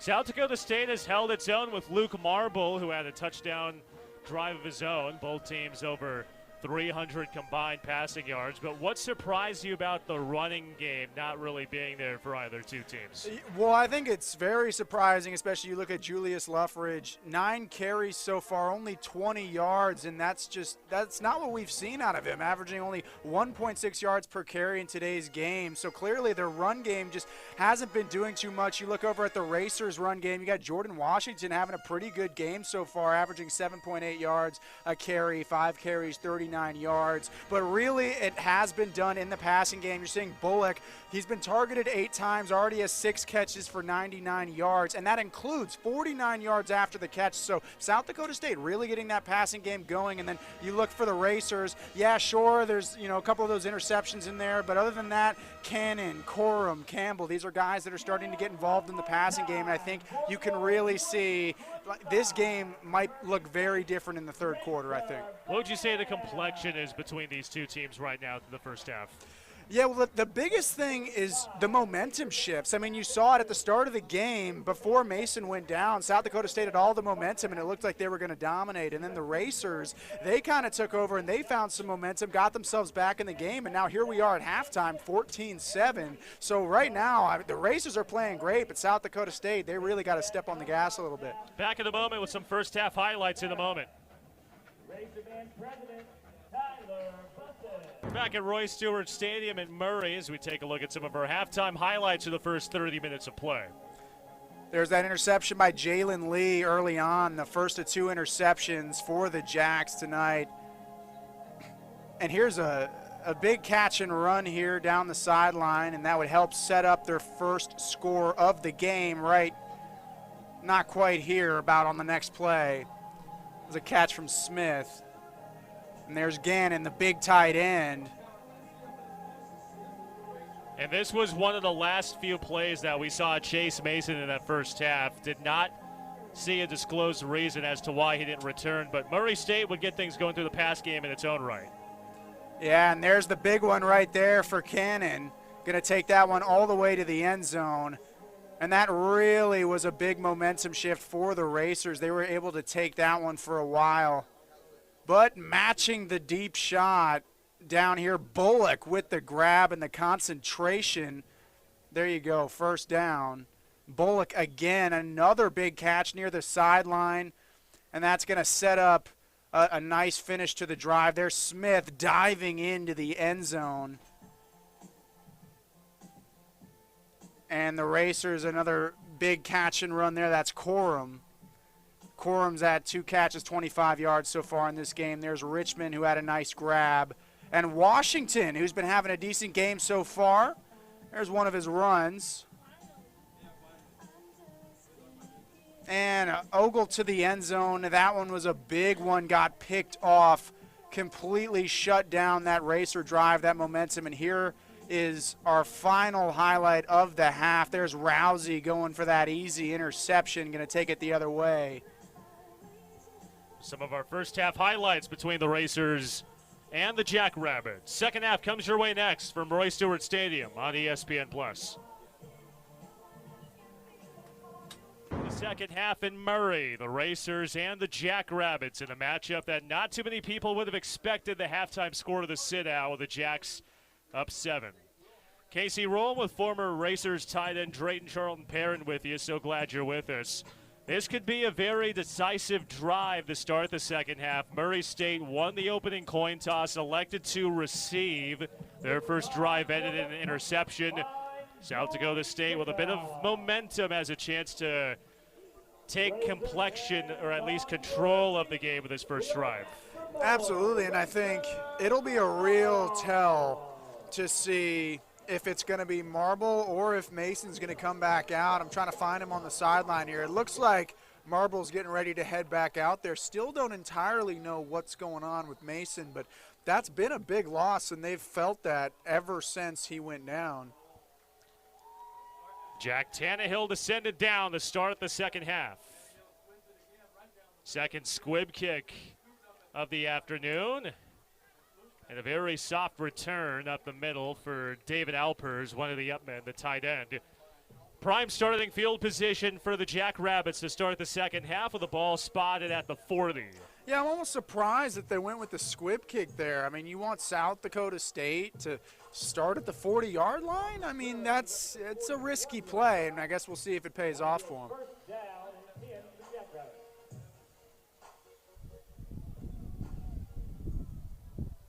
South Dakota State's first 4 drives under Luke Marble ended in 3 and outs. First drive with Marble, taking the snaps in the second half. Starts with Julius Loffridge, who lowers the shoulder and moves the chains on his first carry of the third. And that's the Loffridge we were expecting from the start of the game. That's exactly what he can do. He's a hard runner. He's fast. He's strong. He can lower his shoulder, get those extra yards. And I think if he can get going early on in the second half, they can really turn this game around. 10 carries, 25 yards for the preseason All-American. They call Loffridge's name again. This time a more modest couple yards with contact coming at the line. It took more guys to take him down than yards that he accumulated on that run. I love a running back who just keeps turning those feet. Two-time All-Patriot League selection at 4 of them his last 2 years. Marble underneath. Knocked down. Grayton Cannon was engulfed in double coverage. Yeah, that was a risky throw right there. He's trusting his big tight end to go and make a play. But, again, a little bit risky, especially when you've already thrown a pick earlier on in this one. I think those are the kind of passes you might want to think twice about. You know, when one of your guys is in double coverage, even if it is your big tight end that you trust, you know, that's maybe not the most high percentage pass to be making. The Jackrabbits were 4 for 8 on third downs in the first half. Marble wide open in the flat. Jack Smith up the sideline, stays in bounds. Smith with the Houdini act. Tight ropes the end line. And just like that, the Jackrabbits have paid her. I have no idea how Smith stayed in bounds. Take a look at this right here. He's just going to hit him with a little hesitation. Ooh! Stays in bounds. The feet doesn't touch the sideline, and he's gone. It almost looked like he surprised himself that he stayed in bounds. Shaden Shannon was the one who made contact with him up the boundary, but it results in a touchdown. Very quick drive to start the second half for the Jacks. Extra point from Stater is true. 4 plays, 59 yards. Don't blink, you might have missed something. 1 minute, 4 seconds is all it takes for the Jackrabbits to announce themselves in the third. Murray State's first drive of the second half comes your way next after this timeout. Quick start for South Dakota State to begin the third quarter. Took 1 minute 4 seconds for Luke Marble to find Jack Smith. South Dakota State head coach Dan Jackson emphasizes the last 4 minutes of the first half and the first 4 minutes of the second half. We'll see what the point of emphasis is on defense for the remaining 3 minutes of change in the start of the third quarter, with Murray State beginning its first drive of the second at the 25-yard line. Yeah, this is going to be a big drive for the Racers right here. Again, had a really nice first half, a great second quarter as well. So now this is your shot. You come out in the third quarter. This is very reminiscent of what happened in the first quarter. South Dakota State scoring on their opening drive. How do you respond now? Jim Ogle was spot on in the first half, 172 passing yards and a touchdown. They start the first drive on the ground. Minimal gain of a couple yards. It's been a two-man game in terms of the efforts on the ground between Tyrell Campbell and Jordan Washington today. That was Washington toting it for a couple. Yeah, Campbell's been able to step in and kind of help out with that role. With Northington out, Washington's kind of taken over Northington's role, and Campbell's kind of taken over Washington's role here. Washington gets his number called again on the second surge, gets past the marker and moves the chains. Made a couple of nice moves there, cutting up field, got a few extra yards after contact. That's what you want from your running back. If you can continue to move upfield, if you can continue to get north through contact, came up with a really nice play. Joe Ullman in that second layer of South Dakota State's defense was there to bring him down, had an interception in that first half.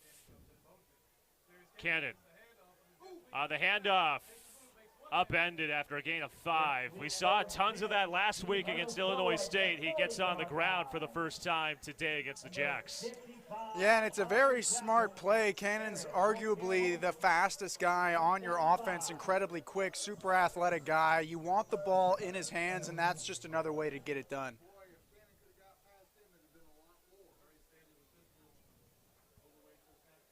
Ogle looking right side, hauled in. First time Lucas Desjardins has had his number called today. Yeah, Desjardins finally getting on the board here for the Racers. Had a big week last week against Illinois State. Now he's getting involved. Again, very sure-handed guy. You're hard-pressed to find him dropping a pass, and right there ran a really nice comeback route. Ogle got him the ball on the money. Second time he was targeted today. The first time was a controversial no defensive pass interference call late in the first half. Ogle downfield. Looking, almost picked. It's in the air. Cannon, did he come down with a football? Oh, you've got to be kidding me.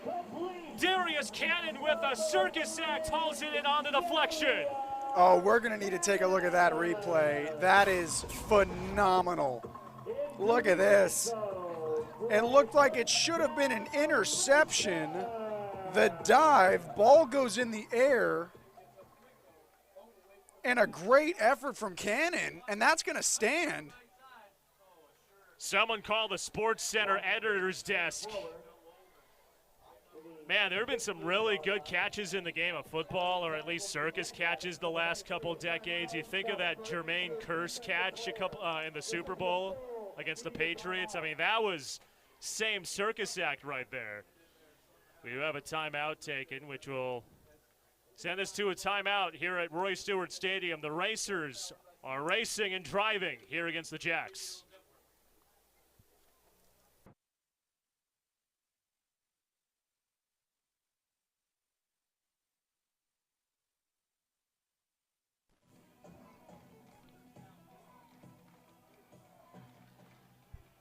Murray State driving here on their first possession of the second half. A little bit of circus acts have definitely aided them in their pursuits. Jim Ogle over the middle for J.K. Carter, a bit long out of reach. There is a marker down. Yeah, the officials have been calling pass interference. Let's see if that's the decision they've made.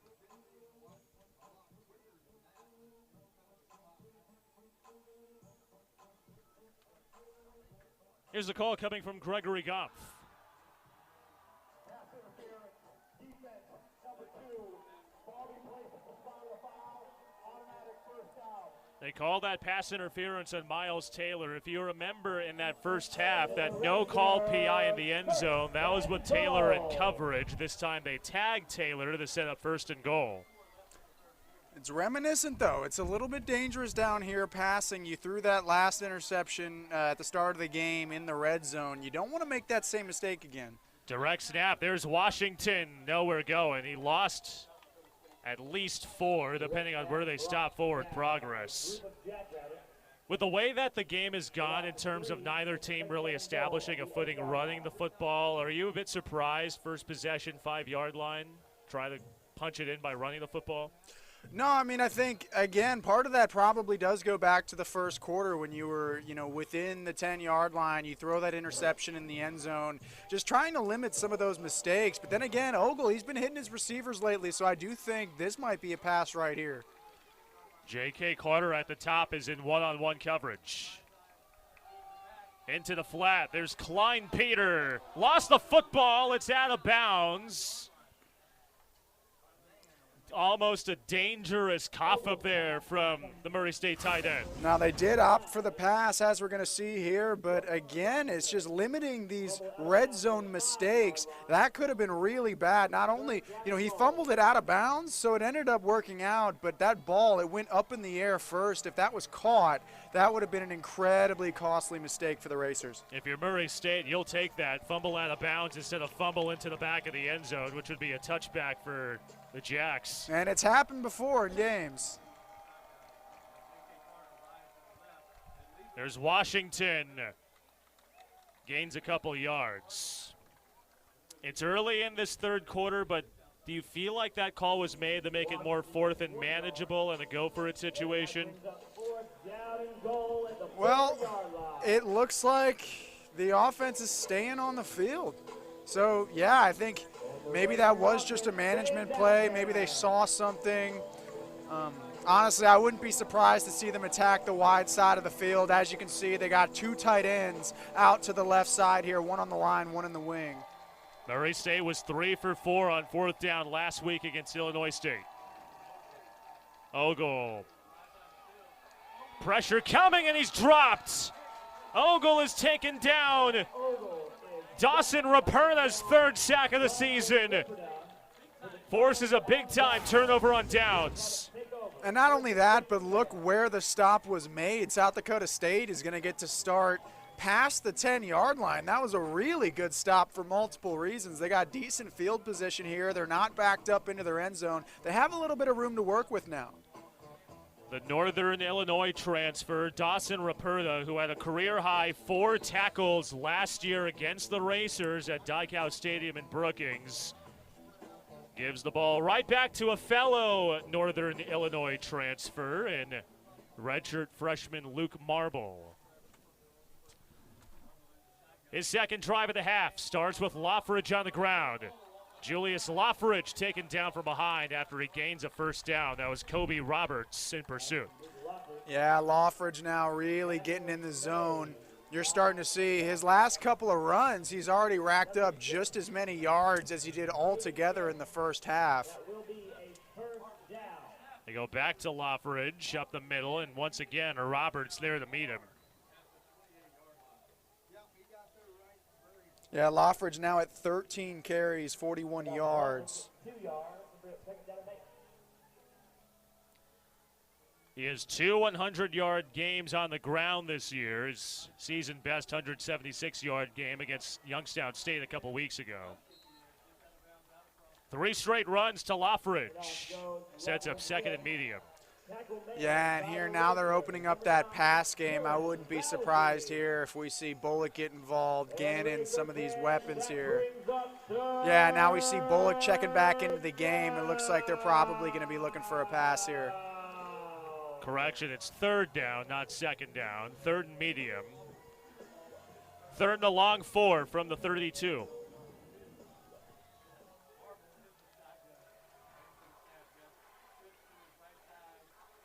Jacks are 5 of 9 on 3rd down. Marble with pressure coming. shoveled out of bounds. Closest to it was Bullock, and that forces a punt. Big-time stop on defense for the Racers. Yeah, forcing that punt is huge. Marble was looking for his guy, Bullock, down the field. Just couldn't make it work there. Smart play, not get an intentional grounding. Make sure you get it in the right area. Now they're punting here. And as we've seen all game, their punter's got a boot on him.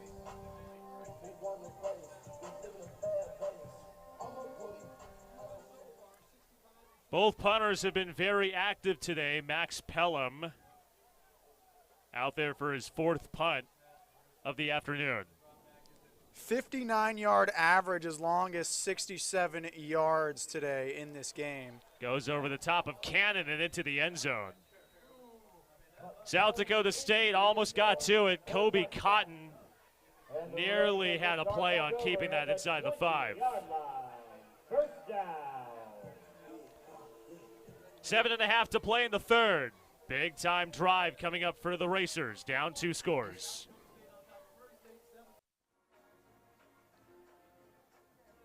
Halfway through the 3rd at Roy Stewart Stadium, Murray State's got its 2nd possession of this 3rd quarter. Casey Rowland, Drayton Charlton Perrin with you, so glad you're tuning in. First ever meeting between the Jackrabbits and the Racers here in Murray. The Racers have defied a lot of expectations to this point, standing toe-to-toe with the number 2 team in the country. Speaking of number 2, there's Tyrell Campbell. He's been the 2nd back on the Racers' depth chart today. Picks up 10 on the ground to move the sticks. Yeah, now it's really interesting. Again, you look at the score, South Dakota State up 21-7, but when you look at the game comparison, we're talking total yards. It's very evenly matched as far as total yards, 338 to 281. You're looking at pass yards, 256, 215. It's just a very close game. I think the biggest thing right now is going to be 3rd down conversions. They go back on the ground. Washington swipes it out wide, and he's stacked up for minimal gain. Aaron Wolfkale Holston among the defenders who were first there.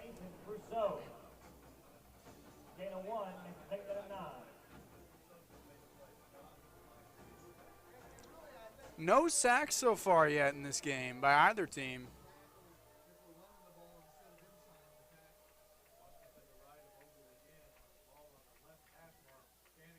Ogle to throw. Screen, it's intercepted.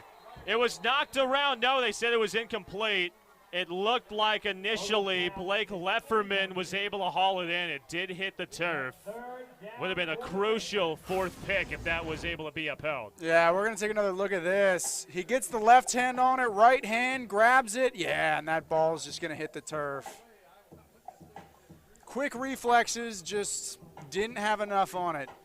The former tight end, he moved from tight end to defensive end last year on the other side of the football.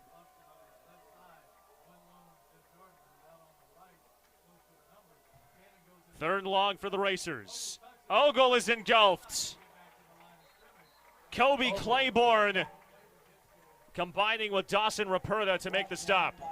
Yeah, it got a little bit of a unique little celebration there. I don't think I've seen that one yet.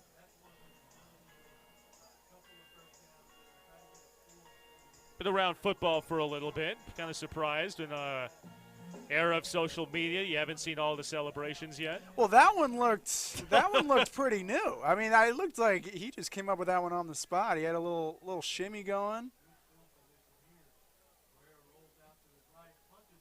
Tom O'Hara the punt. And fair catch signaled by Taylor, and that's where South Dakota State's 3rd drive will begin of this 3rd quarter at the 35.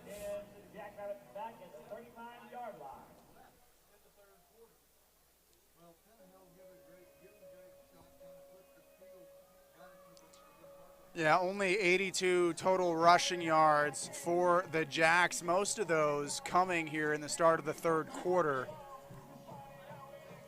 But passing game, they're doing all right. Marble, 12 of 20 right now, 187 yards, 2 touchdowns. Again, he's really started to come into his own in tonight's game.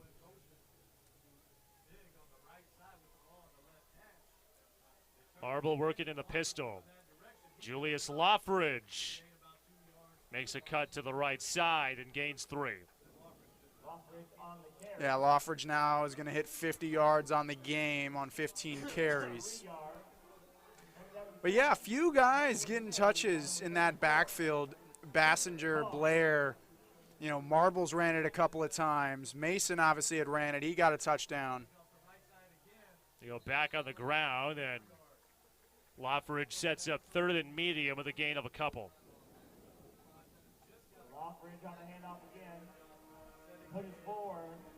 Inside 5 minutes to play in the 3rd. One scoring drive in the second half so far. That was the first drive of the 3rd quarter. 4 plays, 1 minute 4 seconds. That touchdown from Luke Marble to Jack Smith. Yeah, neither team has really tried to take over the second half since coming out of the locker room. Typically, one team comes out, you know, just ready to go after the first half. Neither team has staked the claim yet. Smith in the flat is cut down. Marion Pond stopped him a yard shy of the marker. And that forces a Jackrabbits punt. Yeah, another punt for the Jackrabbits.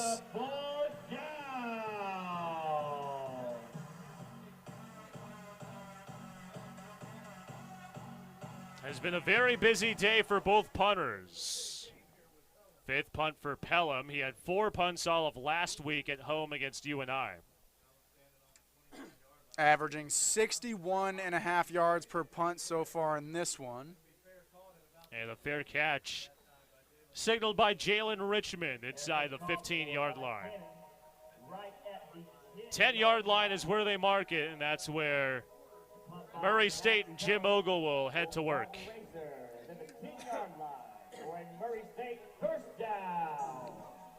What's been the big difference you've noticed for the Racers offense in this 3rd quarter from the success they were able to generate in the first half?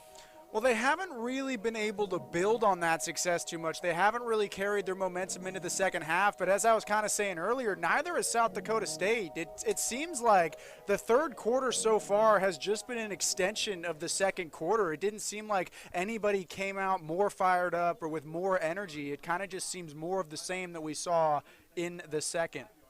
On the ground, Washington stacked up at the original line of scrimmage. Maybe a gain of an inch. Met up by a group of Jackrabbits, including number 11, Joe Allman. Run for no gain, leaves it at 2nd down and 10. Jordan Washington on the ground, 52 yards. 3 straight games he has set season-best rushing performances at 51 yards in the loss against Illinois State last week. Ogle right side, there's Desjardins. Cut down after a gain of 3. Working one-on-one on the corner there. You know, and speaking of a guy who has a chance to go back-to-back career bests, Ogle as well had 283 passing yards last week against Illinois State. Now this time around, he's already up above 216 yards. He is on pace to maybe hit 300. That would be his first time ever getting a 3 in front of a triple-digit passing number. Murray State still hasn't figured out 3rd down. They're 2 of 9. And it looks like it'll be 2 of 10. Could not get it to go by the SDSU front 7, and that forces a 3 and out. Yeah, and they just haven't been good on 3rd downs. 2 and 9 on the game so far. South Dakota State a little bit better, 5 of 11. But again, that's just something that Jody Wright was saying they got to work on. Sorry, they're now 2 for 10 after that 3rd down.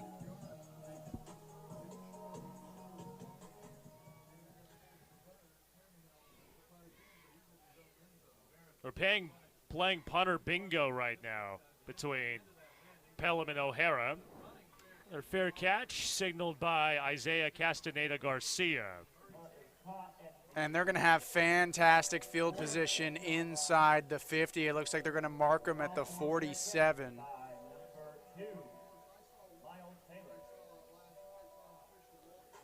Best starting field position for the Jackrabbits on the drive today in the Murray State field. Murray State side of the field. Yeah, this is where the Jacks really need to get something going here. You got great field position. You haven't really been able to get anything going on the last few drives. This is where, if you're going to stake your claim to this game, if you're going to take over, this is where you do it. On the ground for the first time today, we get a chance to take a look further into the SDSU depth chart. There's Josiah Johnson, freshman from Milwaukee, on the ground. Gains a couple. On the tackle was also number 45, Clayton Ingram. 4 different running backs have toted the ball for the Jackrabbits today. Loffridge, Basinger, Jackson a couple moments ago, and then Corey Blair. He was the featured running back on South Dakota State's first drive of the game. They go back on the ground. There's Johnson. Takes the handoff out across the marker to move the sticks. Yeah, it's always exciting to watch a running back who hasn't had too many touches start getting in the offense a little bit. You can just tell in the way that he carries the ball, he's excited, he's hungry, he wants to get those yards, and a couple good runs here so far on this drive.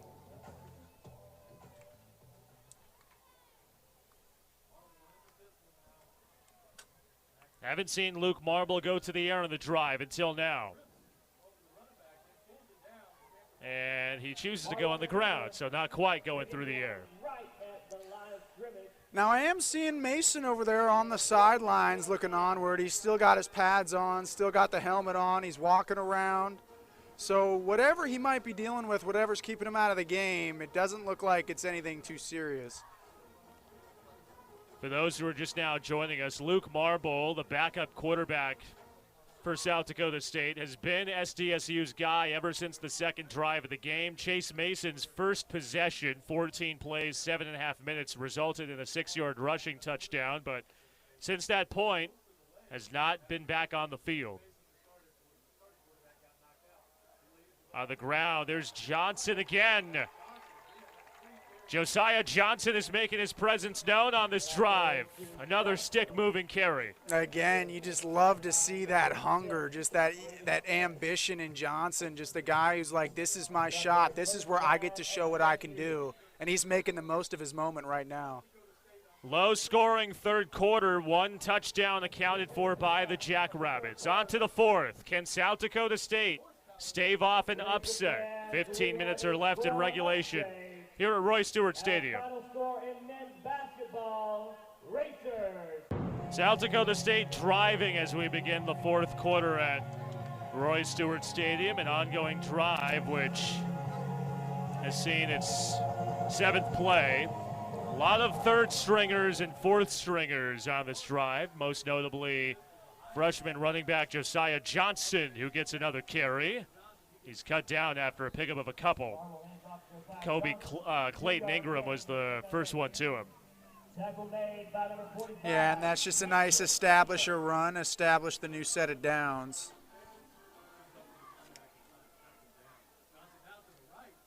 Johnson on the ground again, carries a couple racers with him to bring it a 3rd and a long 1. And now you can see Johnson's really brought the energy level of that offense up. It just seems like they now have this sudden burst of energy. There's Johnson again running. 3 straight runs to Johnson and 3 straight first downs. Yeah, they're going to move those chains, and this is looking like a really promising drive for South Dakota State.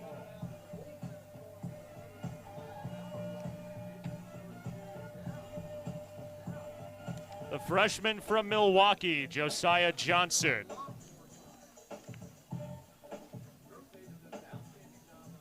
.2,300 rushing yards and 34 touchdowns as a senior at the Milwaukee Academy of Science last year.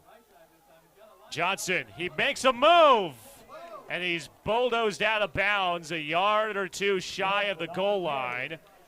Shannon was there to knock him out, but a big-time run for Johnson. Now, that was a mega hit. Josiah could have gotten the end zone, but boom, he got absolutely leveled.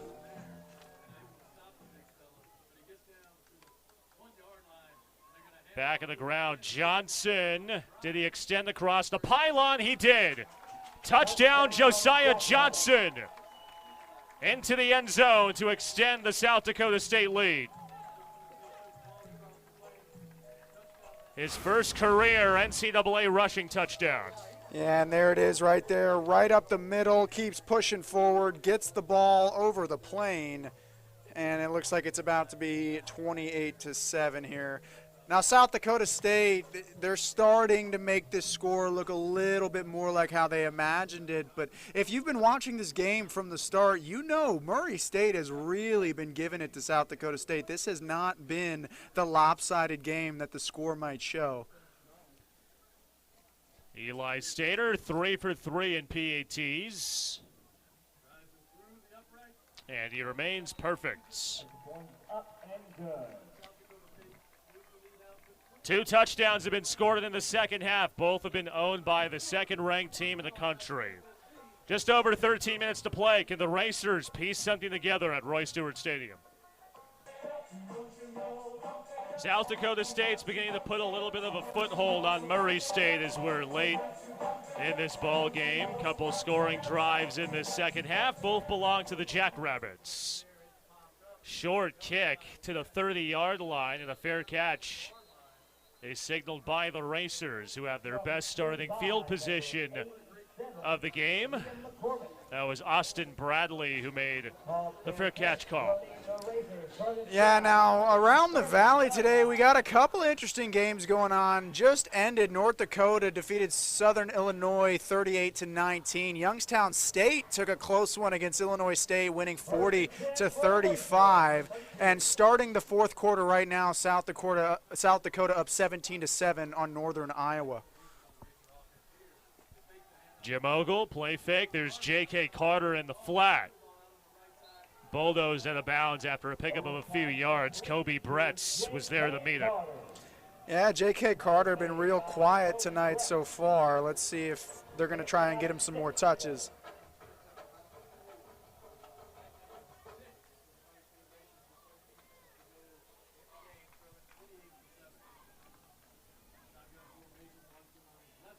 Back on the ground, Jordan Washington.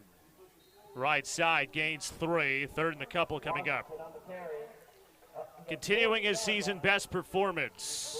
55 yards, 14 carries for the redshirt freshman. Yeah, Washington been a little bit of a workhorse so far, especially without Northington in the mix. He's going to have to take the brunt of those carries. But you do got to wonder, if Northington was in the mix today, how would those two be working together against this defense? I feel like it could be a much different game. There's Washington in the pass game. Washington to the races. He's got a man the beat.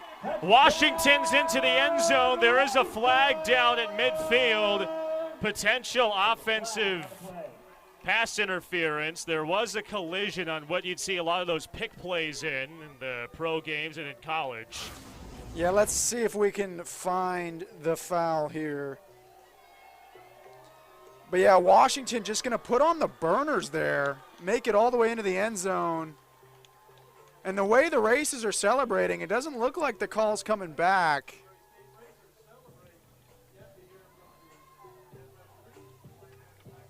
Here's the call coming from Gregory Gumpf.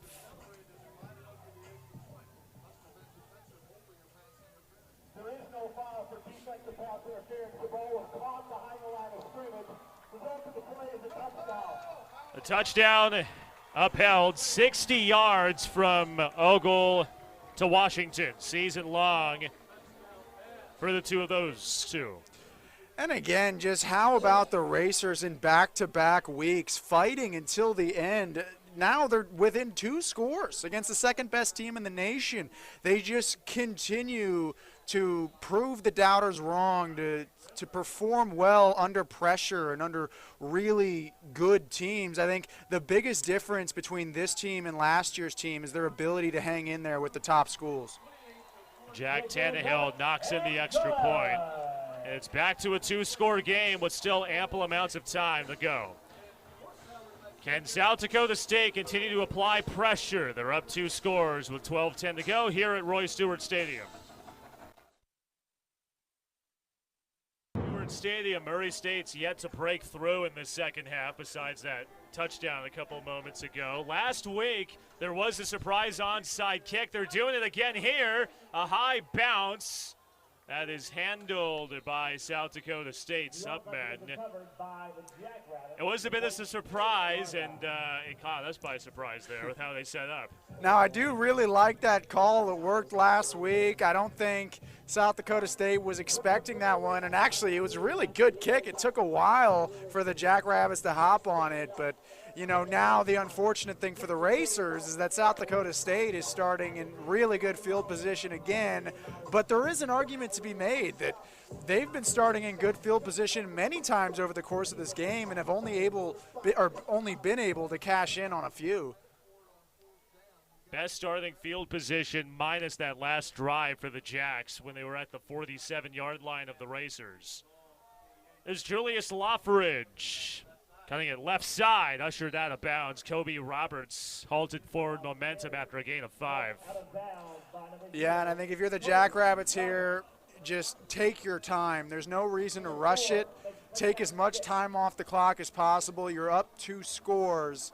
I don't really and you know, judging by the way Mason looks on the sidelines over there, I'm going to go ahead and say I think this is probably a conservative move. I think they're trying to say, hey, we still got some big games coming up. We still got North Dakota State. We still got games that we need our starting quarterback healthy for. I think they're just not trying to take the risk. Marble on the ground.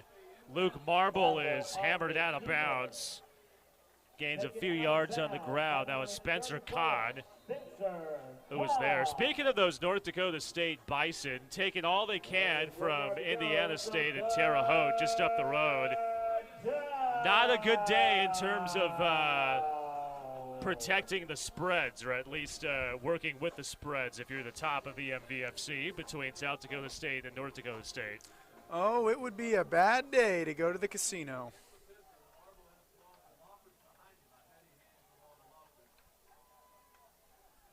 Go back on the ground. Loffridge powers forward, moves the sticks, and keeps the clock running. Julius Loffridge, back-to-back 1,000-yard rushing seasons, was brought in by Dan Jackson in the offseason. There was lots of turnover with South Dakota State. Their head coach, Jimmy Rogers, signed a 5-year contract with Washington State this past summer. And, I mean, if you look pre-2022, it was nothing but consistency for the Jacks. In that span, they've had 2 different coaches the last 4 years since the end of Coach Stiegelmeier's tenure in Brookings. There's Marble. Rolling out left side.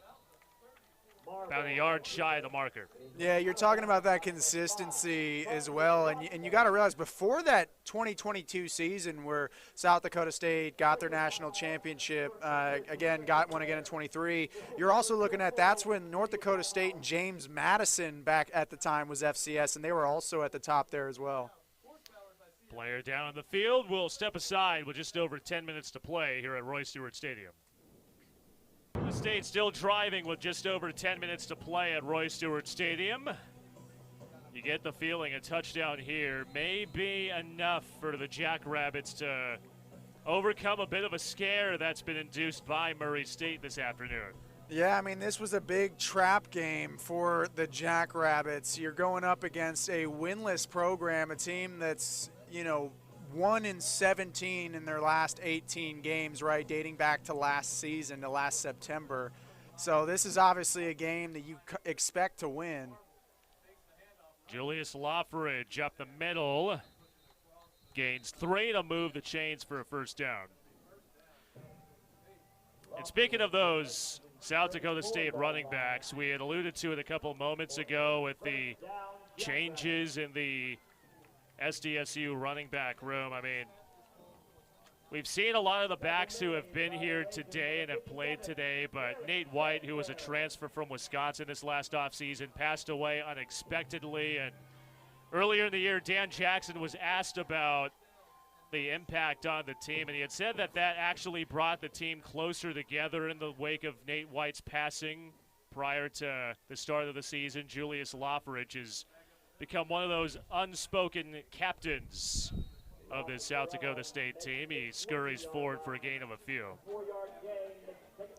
Yeah, Loffridge now 20 carries on the night, just over 70 yards.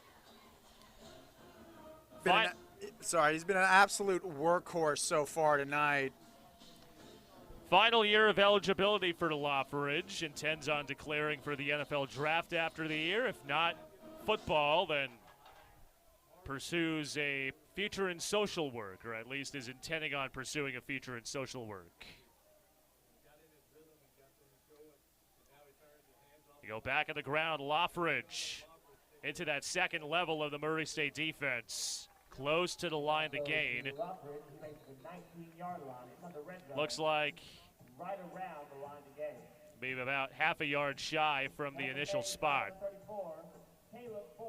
Now you say Loffridge might want to get into social work after this. I love that a lot of these players got their plans figured out, you know, for what they want to do if football doesn't work out. Last week we were talking to Wankers Wright. He was talking about doing insurance.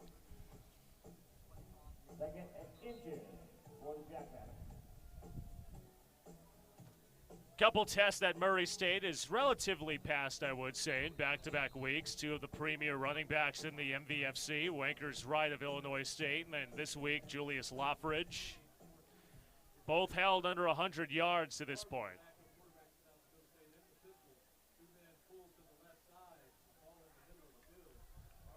Going back on the ground, Loffridge. Met after a gain of a yard.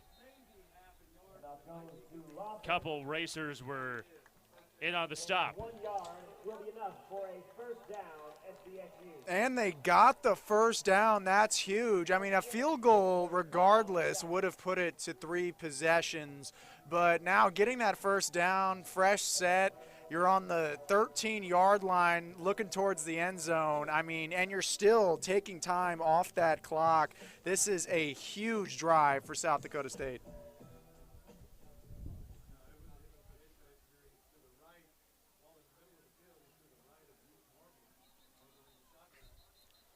Penalty markers fly. Looks to be a procedure penalty on South Dakota State.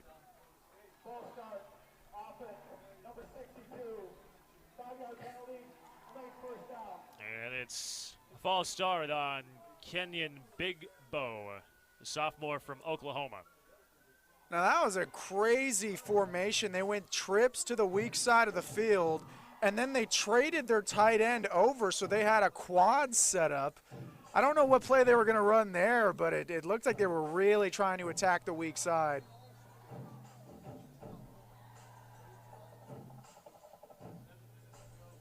Still a very heavy set for South Dakota State. 2 tight ends with Andrew Gustad and Grayton Cannon on the line of scrimmage.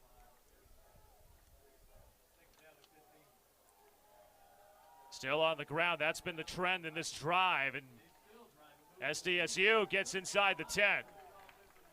It's been a 4-man effort on the ground, and there's James Basinger getting his first touch of the half. Yeah, Basinger doing a great job keeping his legs moving, getting some extra yards there. Not to mention there's still an opportunity to get another first down even before you score. South Dakota State can take so much time off the clock if they want to. And Murray State may have realized how much time was being burned. That is the first timeout used by Jody Wright and the Racers in the half.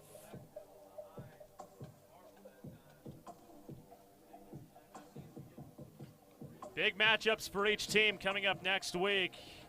Murray State back on the road, the battle Youngstown State in Ohio, and then easily the biggest game of the FCS football calendar next week on linear television on national TV. Number 1 against number 2, of course, barring something happening in Terre Haute with the Sycamores possibly knocking off North Dakota State. But at the moment, it would be number 1 and number 2 in Brookings next week.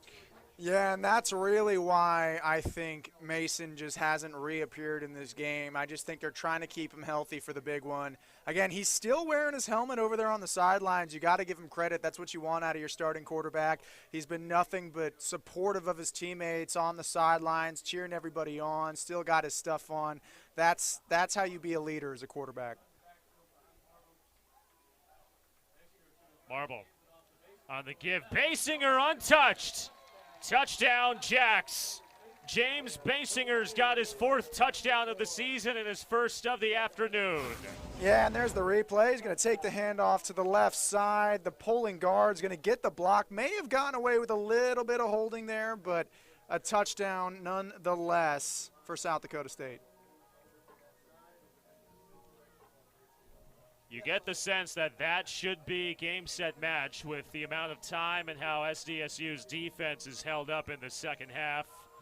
10 plays, 52 yards, spanning just under 6 minutes, capped off by that Basinger touchdown. Yeah, now a 3-touchdown game, only 6 minutes left on the clock. There's going to be a lot for the Racers to catch up on here, and they're going to need to start with a quick touchdown drive. Everything is 4-down territory. You can't go for a field goal. You really don't want to punt. I mean, you have to go for the end zone here if you're going to make something happen. Had alluded to that North Dakota State-Indiana State game. They are currently in a weather delay. There is an ample amount of rain and lightning in the forecast in Terre Haute, so that game is in delay due to weather. Speaking of weather delays, this game today, for those who are just now joining us, was moved up from 6 to 1 because of the heavy inclement weather that's supposed to come into Murray later tonight around 7. Well, that's the answer they gave the general public. What they really meant was I called in and said, hey, I don't want to go to a 6 o'clock game. Can we just move it up so I can get some sleep tonight? And they said, yes, Dre, we're gonna do that. We're gonna set it up for you. You'll get some good beauty sleep tonight. So that's the real reason for you guys wondering at home. You know, I've heard about this in the past where the alumni and the boosters have some say. I guess I kind of know where the alumni at Murray State get some say at game times if that's the case. Oh, 100%. And I also I promised one of the higher ups I'd get him a steak at Sirloin Stockade over there.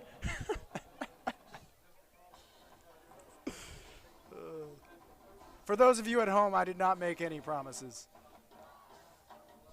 Nothing binding, at least. No binding promises. Correct. Last I checked, verbal agreements are non-binding. There has to be some sort of paper trail. Right.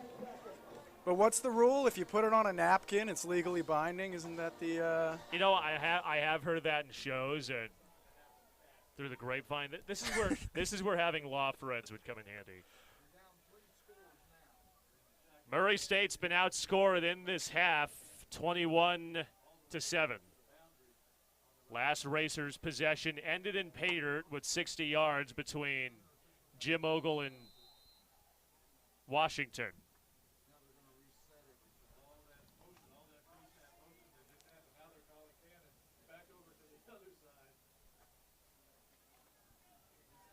Tyrell Campbell joins Ogle in the backfield. He's had a litany of touches today, 7 carries.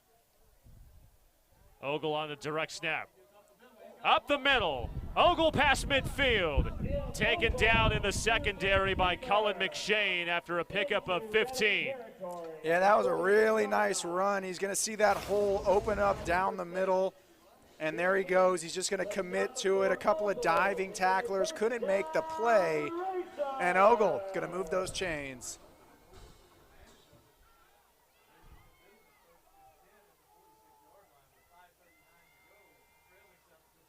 Ogle back to the air. Left side hauled in. J.K. Carter out beyond the sticks, gains 11. Yeah, J.K. Carter again, just a little bit quiet tonight. But part of that's because a lot of receivers have been getting touches tonight. We got about 9 different receivers making touches in today's game.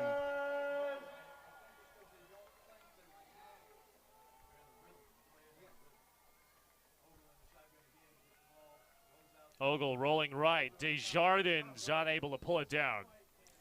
Big respect for Desjardins. He's just going to lay out on the sidelines. I mean, I don't know on what universe anyone was ever going to get to that ball, but yeah, lay out for it. I mean, that's a guy who's leaving it all on the line.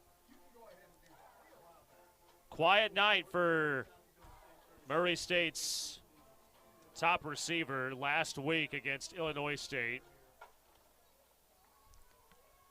Been held to 2 catches. Ogle back to the air, left sideline, it's picked!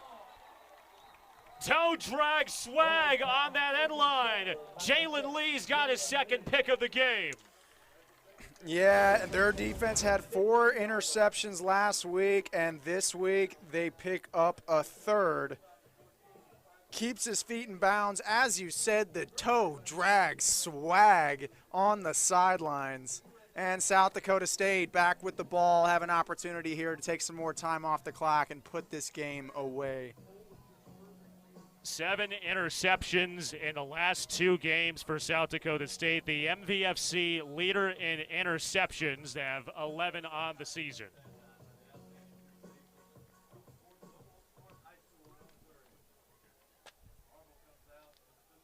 Five minutes to play here in regulation. Could very well see the Jacks go back to the ground game. Lafridge gains 3.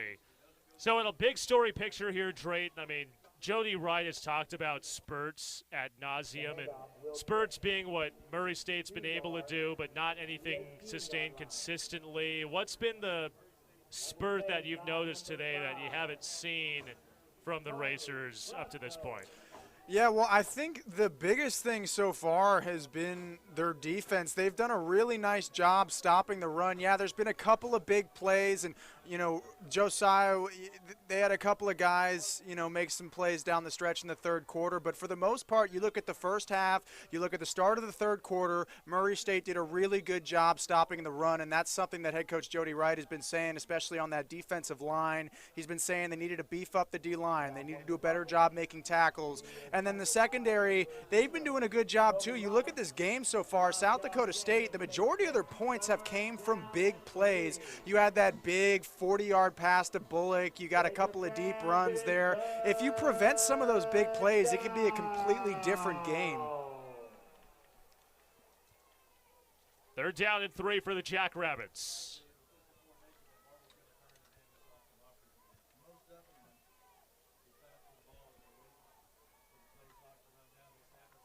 Lafridge off the edge is engulfed. Got a yard if lucky. And it's 4th and short for the Jackrabbits in a punt situation. But as you can see, that clock is just winding down. I think this one's about wrapping up here. Yeah, and the Jackrabbits are more than happy to punt this one away. One of the unspoken stars, or at least one of the unsung stars today for South Dakota State, Max Pelham. It's a season-high 6th punt, but everyone has been on the money. There's a racer-friendly bounce. There's the announcer's jinx as well. Flag does go flying. We'll see what the call is. Sideline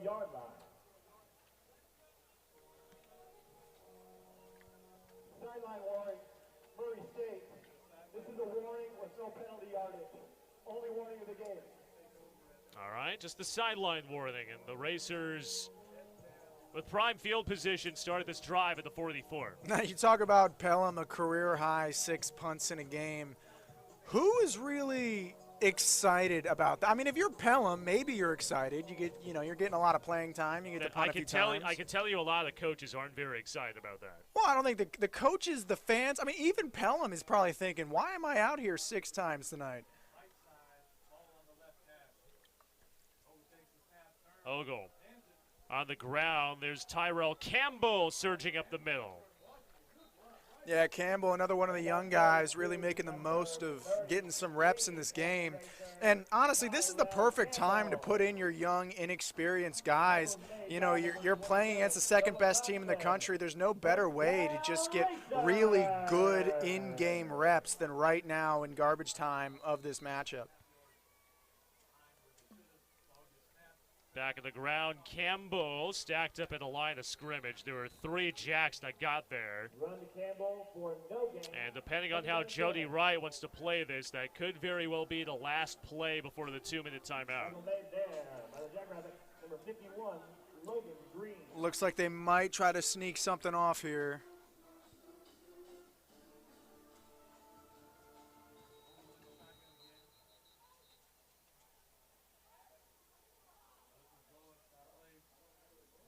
This is the 2-minute timeout.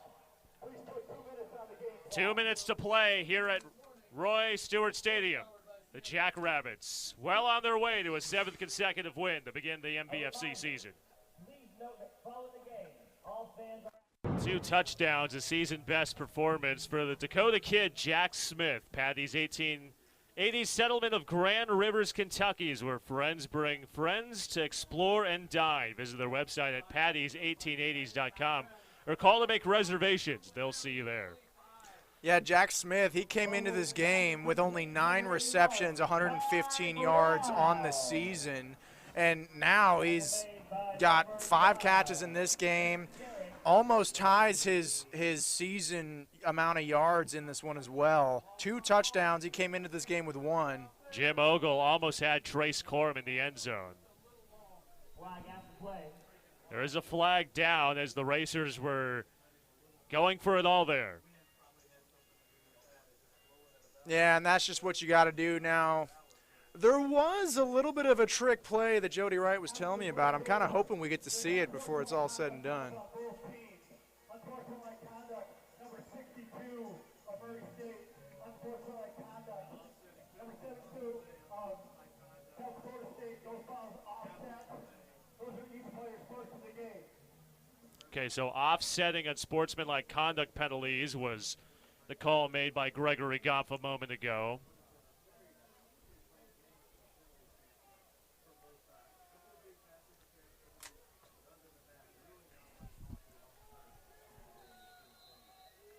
It'll be a wire-to-wire win for South Dakota State. Did not trail at any point today.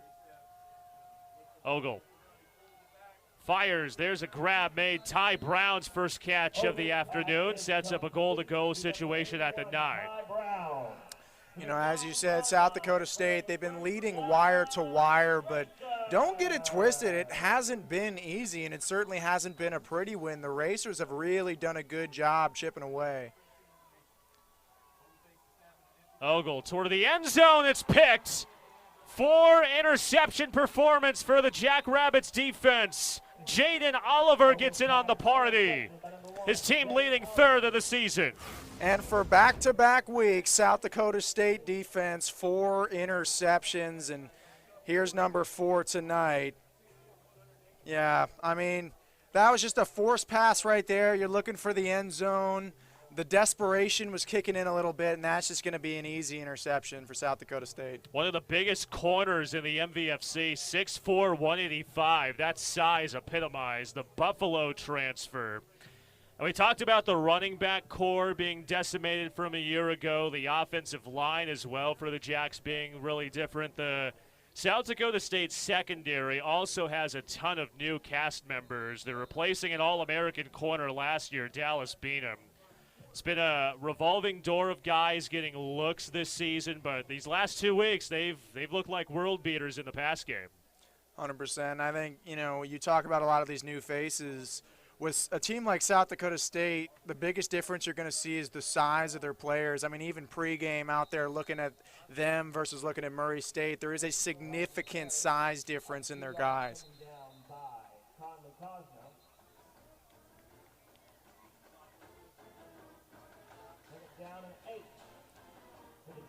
Couple yards on the ground, and with just over a minute to play, all but a formality that this one will wrap up in the South Dakota State win.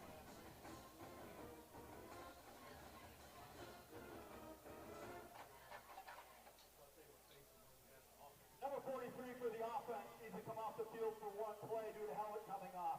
Murray State has declined the 10-second runoff. Clock will start on the snap.